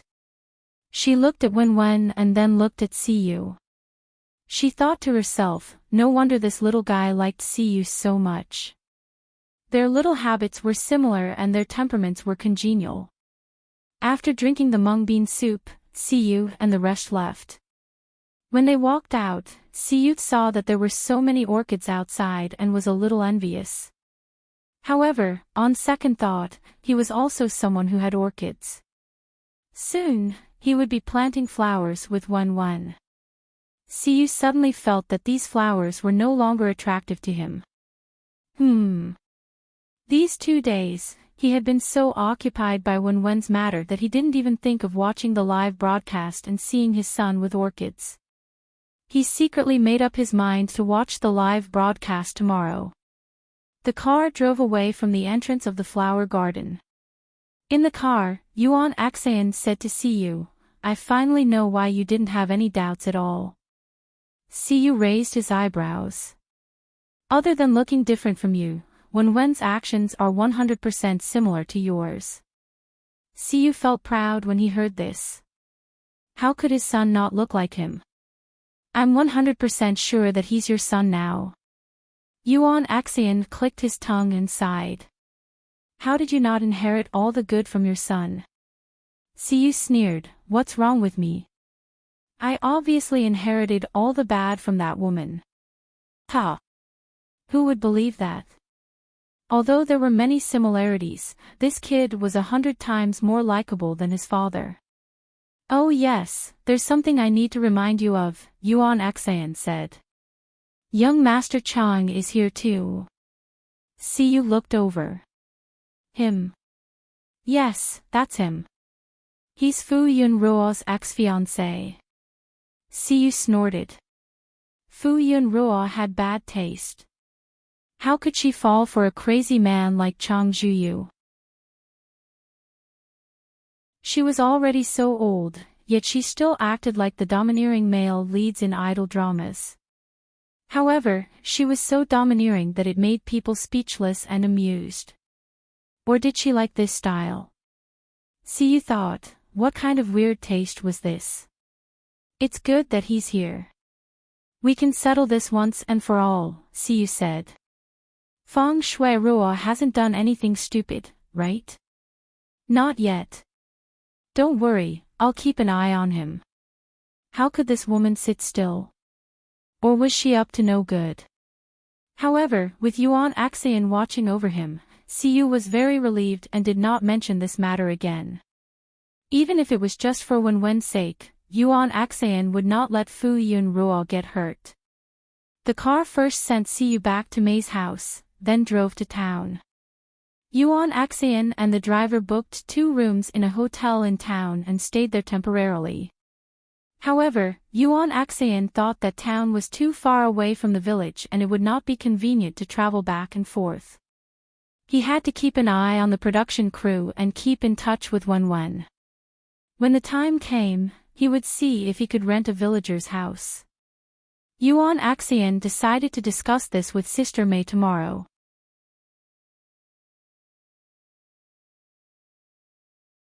Chapter 38. It was a good night's sleep. Early the next morning, Siyu turned on the live stream and entered the live stream room to watch with great interest. He was concerned about 11's situation for a while. Then, he looked at the mutated boss and listened to the host's pleasant voice. Siyu suddenly arrived. He had always felt that Fu Yunruo's voice was vaguely familiar, and he faintly connected the dots. However, before he could think too much about it, there was a knock on the door. Siyu thought it was Aunt Mei, so he got up to open the door. However, a large camera lens shot over. Surprise! Good morning, Brother Yu. Wang Huaibei stood outside the door with the cameraman and said exaggeratedly, "This is Brother Yu's morning photo." Hey! Brother Yu is so handsome when he just woke up. Siyu's hair was a little messy. He was wearing a short-sleeved shirt and loose pants, but it didn't detract from his good looks. Siyu had never expected the production team to do such a surprise attack. He frowned almost imperceptibly. What was the production team doing? Usually, variety shows would have scripts even if they were live streaming to ensure that they wouldn't say anything wrong or do anything out of line. If there was any surprise, the guests would be notified in advance. However, this time, no one had informed him. The first thing he thought of was Chang Zhuyu. The young master of the Chang family couldn't pressure him, so he came personally to the production team to mess with him. How confident must he be to believe that he could do whatever he wanted? Brother Yu, can we go in and take a look at your room? Wang Huaibei pointed inside and chuckled. The audience is looking forward to it. Siyu calmly made way for them to enter and take photos. Anyway, he was very private outside. If they could take photos of what they wanted, he would respect them. Xan Su heard the commotion in the room next door. He opened the door and walked in. He immediately said, "You guys are too biased. I want to protest. Why didn't you give me a surprise?" Wang Huaibei said, "Don't you have to give the surprises one by one? What surprise do I have?" Xan Su opened his eyes wide and looked at Wang Huaibei happily. Wang Huaibei pretended to be mysterious. "You'll know in the future." With Xan Su's interruption, the group quickly left Siyu's room. Wang Huaibei said to Siyu, I'm here to deliver today's mission card. He handed the card with the program's logo to Siyu. Su looked over curiously. What mission? The word harvest was written on it. Wang Huaibei didn't stay for long and quickly left with the program crew. Su was worried about the words mission card. What did the production team mean by this? Siyu said meaningfully, it's already the season of harvest. Ah. Su only understood what Siyu meant when Uncle May and Aunt May returned. The rice grains in the village gradually matured and needed to be harvested. Uncle May and Aunt May had already gone to help another family in the village today. That family didn't plant a lot of rice. With the help of the 4 families, they finished harvesting the rice in one day. It was also the busiest time in the village. Everyone in the village was helping each other. A few families had discussed that they would harvest the rice from one family today and harvest the rice from the other family tomorrow. The more people there were, the faster they could harvest the rice. Their program for the next few days was mainly about participating in the harvest. In other words, they had to help the villagers harvest rice. The 4 groups of the program crew each had their own mission. One group was to raise chickens in the mountains, another group was to raise ducks, and the last group was to raise fish. Originally, Siyu and Su's group was the most leisurely. However, from today onwards, they could no longer do their mission casually. Their main mission after today was to help the villagers harvest the rice. The rice fields in the village were almost all in the shape of hills. Each field was very narrow, so the harvesters couldn't be used here. They could only harvest by hand. The May family's rice harvest began on the 4th day. Fu Yun had brought Wenwen back the day before to prepare to help. It was a busy time in the village. Although she didn't know how to harvest rice and Uncle May and Aunt May didn't want her to do such hard work, she could help prepare 3 meals. Because the summer was too hot, the days were long and the nights were short. The villagers basically harvested rice early and late. In the morning, before the sun rose, they got up early and set off. When the weather was completely hot at 10 o'clock, they finished work and went home. After 3 or 4 o'clock in the afternoon, they started work again. They worked until the sky was completely dark before they went home. Early in the morning, Fu Yunrua made 2 baskets of steamed buns and steamed buns.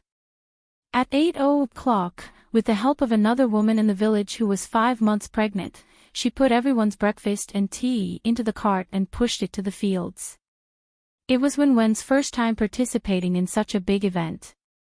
He wore his small straw hat and carried a small and exquisite basket on his back. He excitedly followed Fu Yun into the fields. Fu Yun arrived at the field and looked at the group of people working in full swing. She raised her voice and shouted, "It's time to eat." Fu Yun looked and saw that more than half of the rice had been harvested in 2 hours. This efficiency was amazing. Not long after, everyone stopped what they were doing and walked towards Fu Yun. Fu Yun immediately noticed 2 people who were particularly eye-catching in the crowd. There were only these 2 young and strong men in the fields. They were doing all the physical work of harvesting rice and carrying rice. Even though Siyu and Su were wearing straw hats and ordinary clothes, they were still the most dazzling existences in the crowd. Fu Yun looked around them and did not see any live broadcast equipment. She was puzzled. Wenwen stood beside Fu Yun and said like a little adult, "Uncle, it's been hard on you." "Granduncle, it's been hard on you." Her cute voice was so sweet that it reached their hearts. They laughed happily. "Wenwen, it's been hard on you too." Wenwen shook her head, "Mom, it's been hard on you too." Yes, the villagers were not so particular. They wiped their hands and went to get the steamed buns. Ruoro's culinary skills are really good. These steamed buns are delicious. Yes, it's even better than the ones sold in town. Fu Yun smiled. I've filled 2 big pots of tea.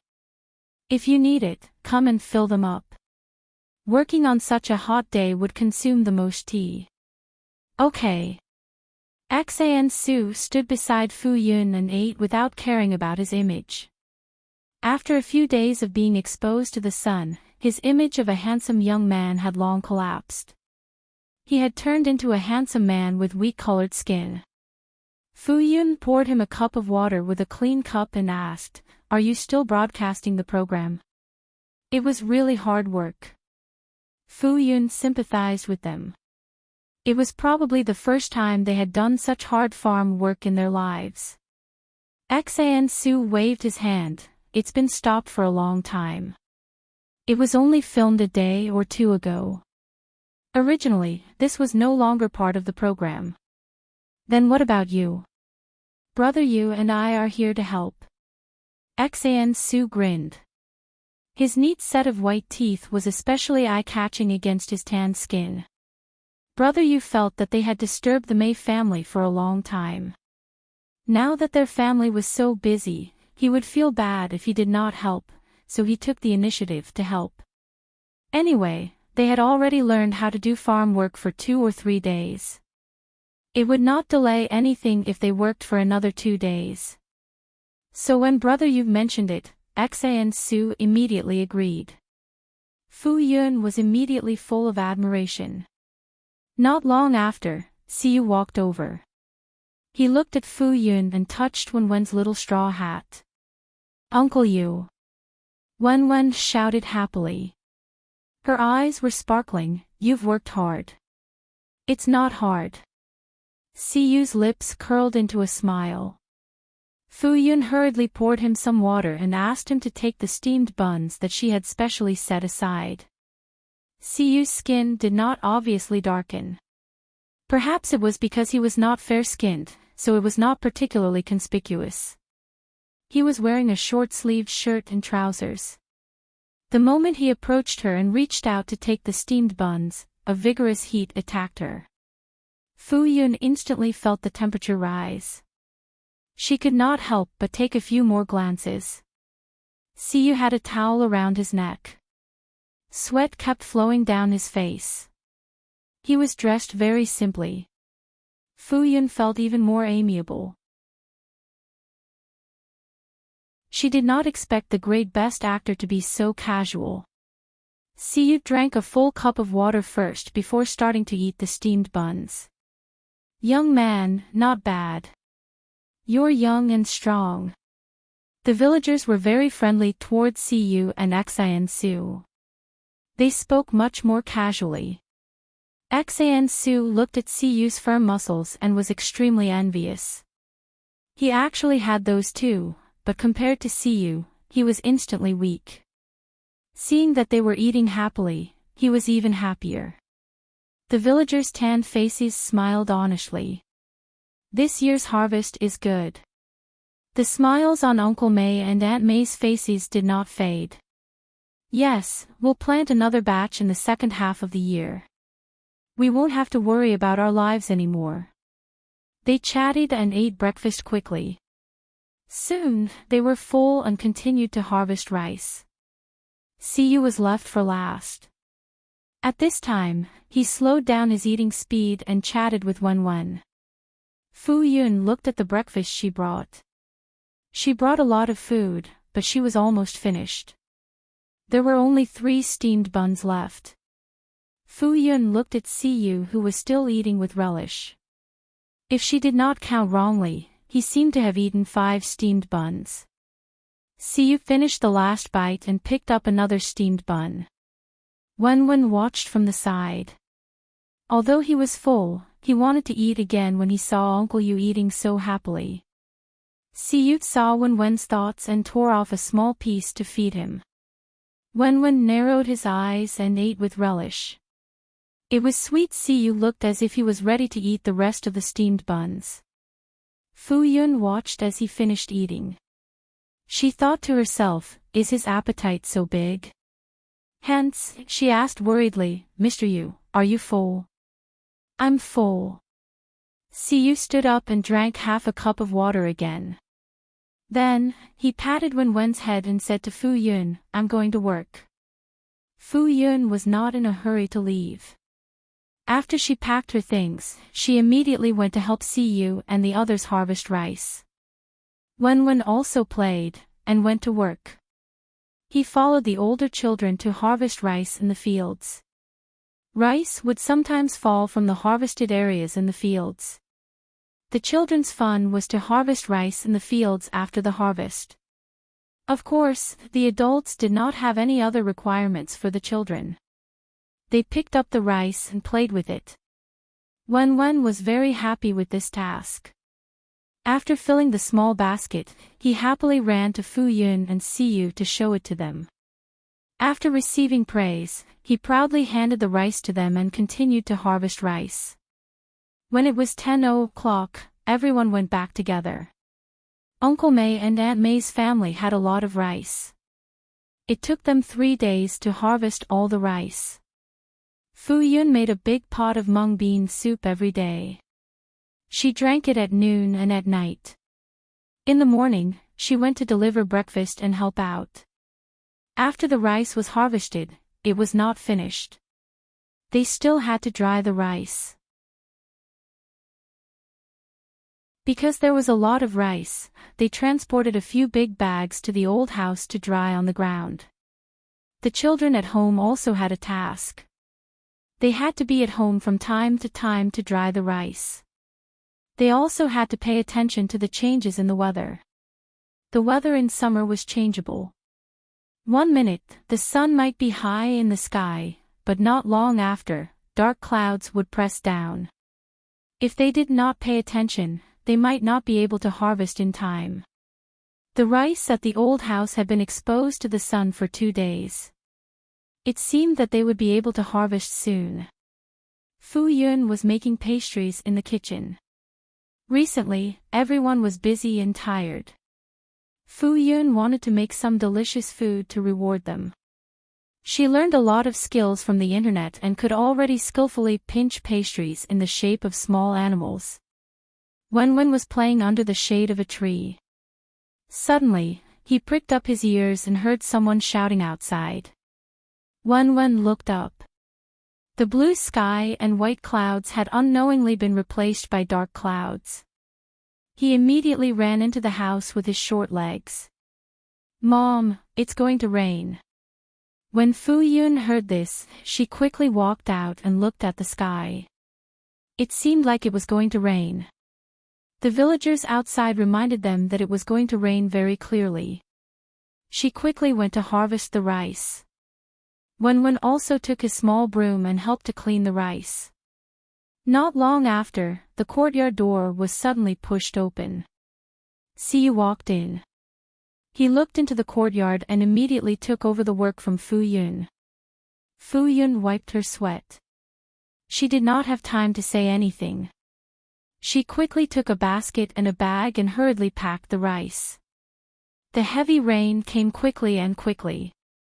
They had just packed all the rice.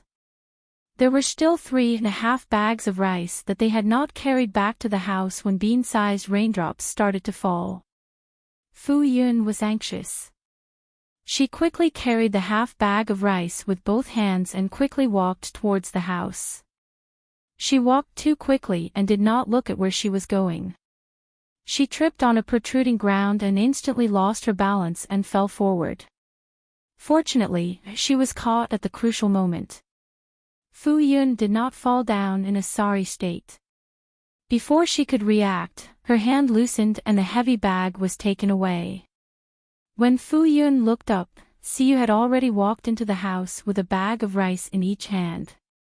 Fu Yun's mind flashed. She seemed to have been hugged just now.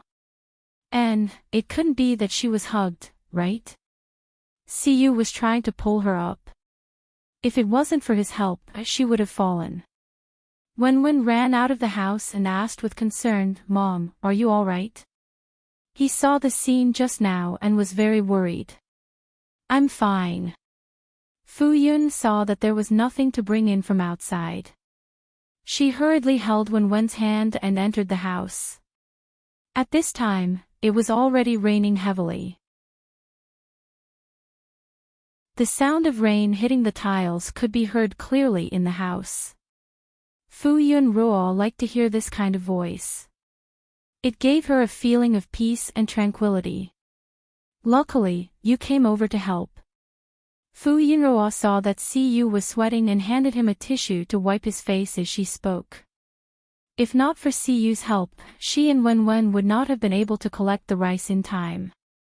If they were wet, they would have been exposed to the sun for 2 days for nothing. Siyu said, Uncle May, Aunt May, and Xan Su are over there, so I came over here. Fu Yun was relieved when she heard that. There were 3 people over there, so they should have collected the rice. Wen Wen felt her neck and hands itchy. She could not help but scratch with her hands. Fu Yun saw this and hurriedly stopped her. You can't scratch with your hands. Wen Wen acted coquettishly and said, Mom, it's itchy. It'll be fine after you wipe it with a towel. Fu Yun brought Wen Wen to the bathroom. The rice dust would cause the skin to itch when it touched the skin. It would be fine after wiping it with a wet towel or taking a bath. With this thought, Fu Yun also felt that her hands and neck were a little itchy.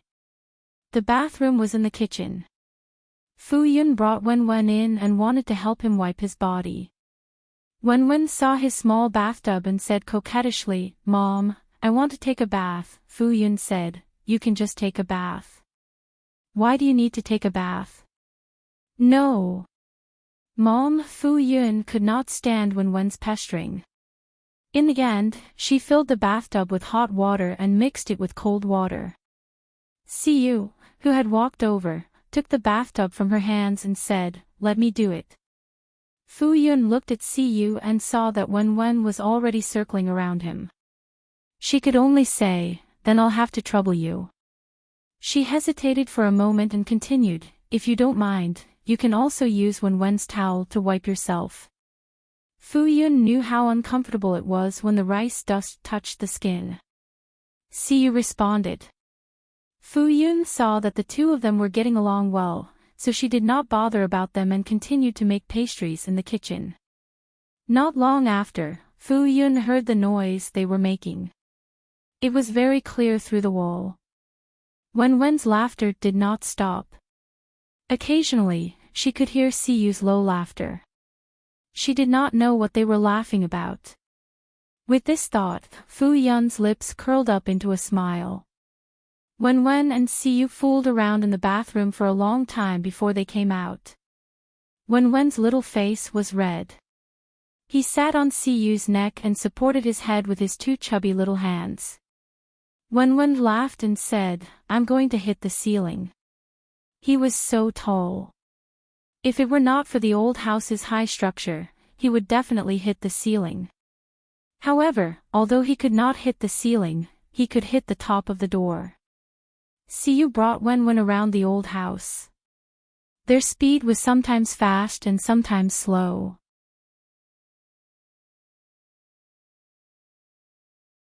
Wen Wen's laughter almost broke through the roof and covered the sound of the rain. Siyu also had a smile on his face. His clothes were a little wet. It was obvious that he had gotten wet when he bathed Wen Wen. Fu Yun did not have any suitable clothes for him to change into. It was still raining heavily outside. Seeing that he was having fun with Wen Wen, she pretended not to see anything. Taking advantage of the free time now, Fu Yun invited Uncle May, Aunt May, and Xan Su over to have dinner together. When Yuan Xan heard about the commotion, he rushed over from the town and brought Uncle Guo along with him. Yuan Xan brought fish and various kinds of meat from town. Uncle May and Aunt May generously slaughtered a big rooster and a duck. Fu Yun, Aunt May, and Uncle May were in the kitchen and in charge of cooking. Uncle Guo, Siyu, and the rest were outside with Wen Wen. As the only child, Wen Wen was the most popular. She was teased by the adults until she could not stop laughing. Dinner was lively until 9 o'clock. Other than the driver, Xiao Wu, all the adults drank. After dinner, Fu Yun felt a little dizzy. She was too happy tonight and could not help but drink 2 glasses of wine. Now, she was drunk. As for Wen, she was already fast asleep. Her cheeks were flushed, and no one knew what she was dreaming of. Her small mouth was open, and she would occasionally let out a laugh. Fu Yun resisted her sleepiness and hurriedly went to take a shower. Then, she lay on the bed and instantly fell asleep. That night, it could be said that everyone slept very well. At this moment, the internet was not calm. After midnight, a post suddenly appeared and exploded with night owls. Did everyone feel that this Miss Sang-moo looked a little familiar? Did she look like a vicious stepsister? The netizens still had an impression of Miss Sang-moo. Not long ago, everyone was still licking her face. The topic was trending for 2 days before it died down. Everyone clicked on the post one after another and saw that the original poster was voicing his own conjecture in a questioning tone. The netizens were puzzled. Who was he talking about? Why didn't they know? What vicious stepsister? Miss Shenyan. Then, many related posts sprung up like bamboo shoots after a rain and quickly dominated all the major social media platforms. The netizens realized that something was wrong. It was as if they were being targeted. Suddenly, a lot of specious news appeared. Many insiders said that this was a joke in the circle. A good-for-nothing rich young lady with a vicious temper. The rich madams in the circle all looked down on her. The real socialites also did not want to play with her. The netizens were puzzled. What they described was completely different from what they knew. Was there a misunderstanding? A village fairy from a remote area was a rich young lady from some family in the capital. What kind of joke was this in the middle of the night? Although some netizens had their doubts, the discussion section was quickly led by a voice and slowly changed direction. Not long after, a photo of a woman with heavy makeup appeared in the trending topic. Her eyes were filled with hatred and resentment. In an instant, the internet was filled with photos of Fu Yun Ruo. You're tuning into the LoveLore Library YouTube channel. We're so grateful for your support and don't forget to subscribe to join us on this incredible journey through captivating stories. Your generosity through donations truly makes a world of difference, as it's the primary source of revenue that allows me to expand and enhance this channel for you. Thank you from the bottom of my heart for being a part of this adventure.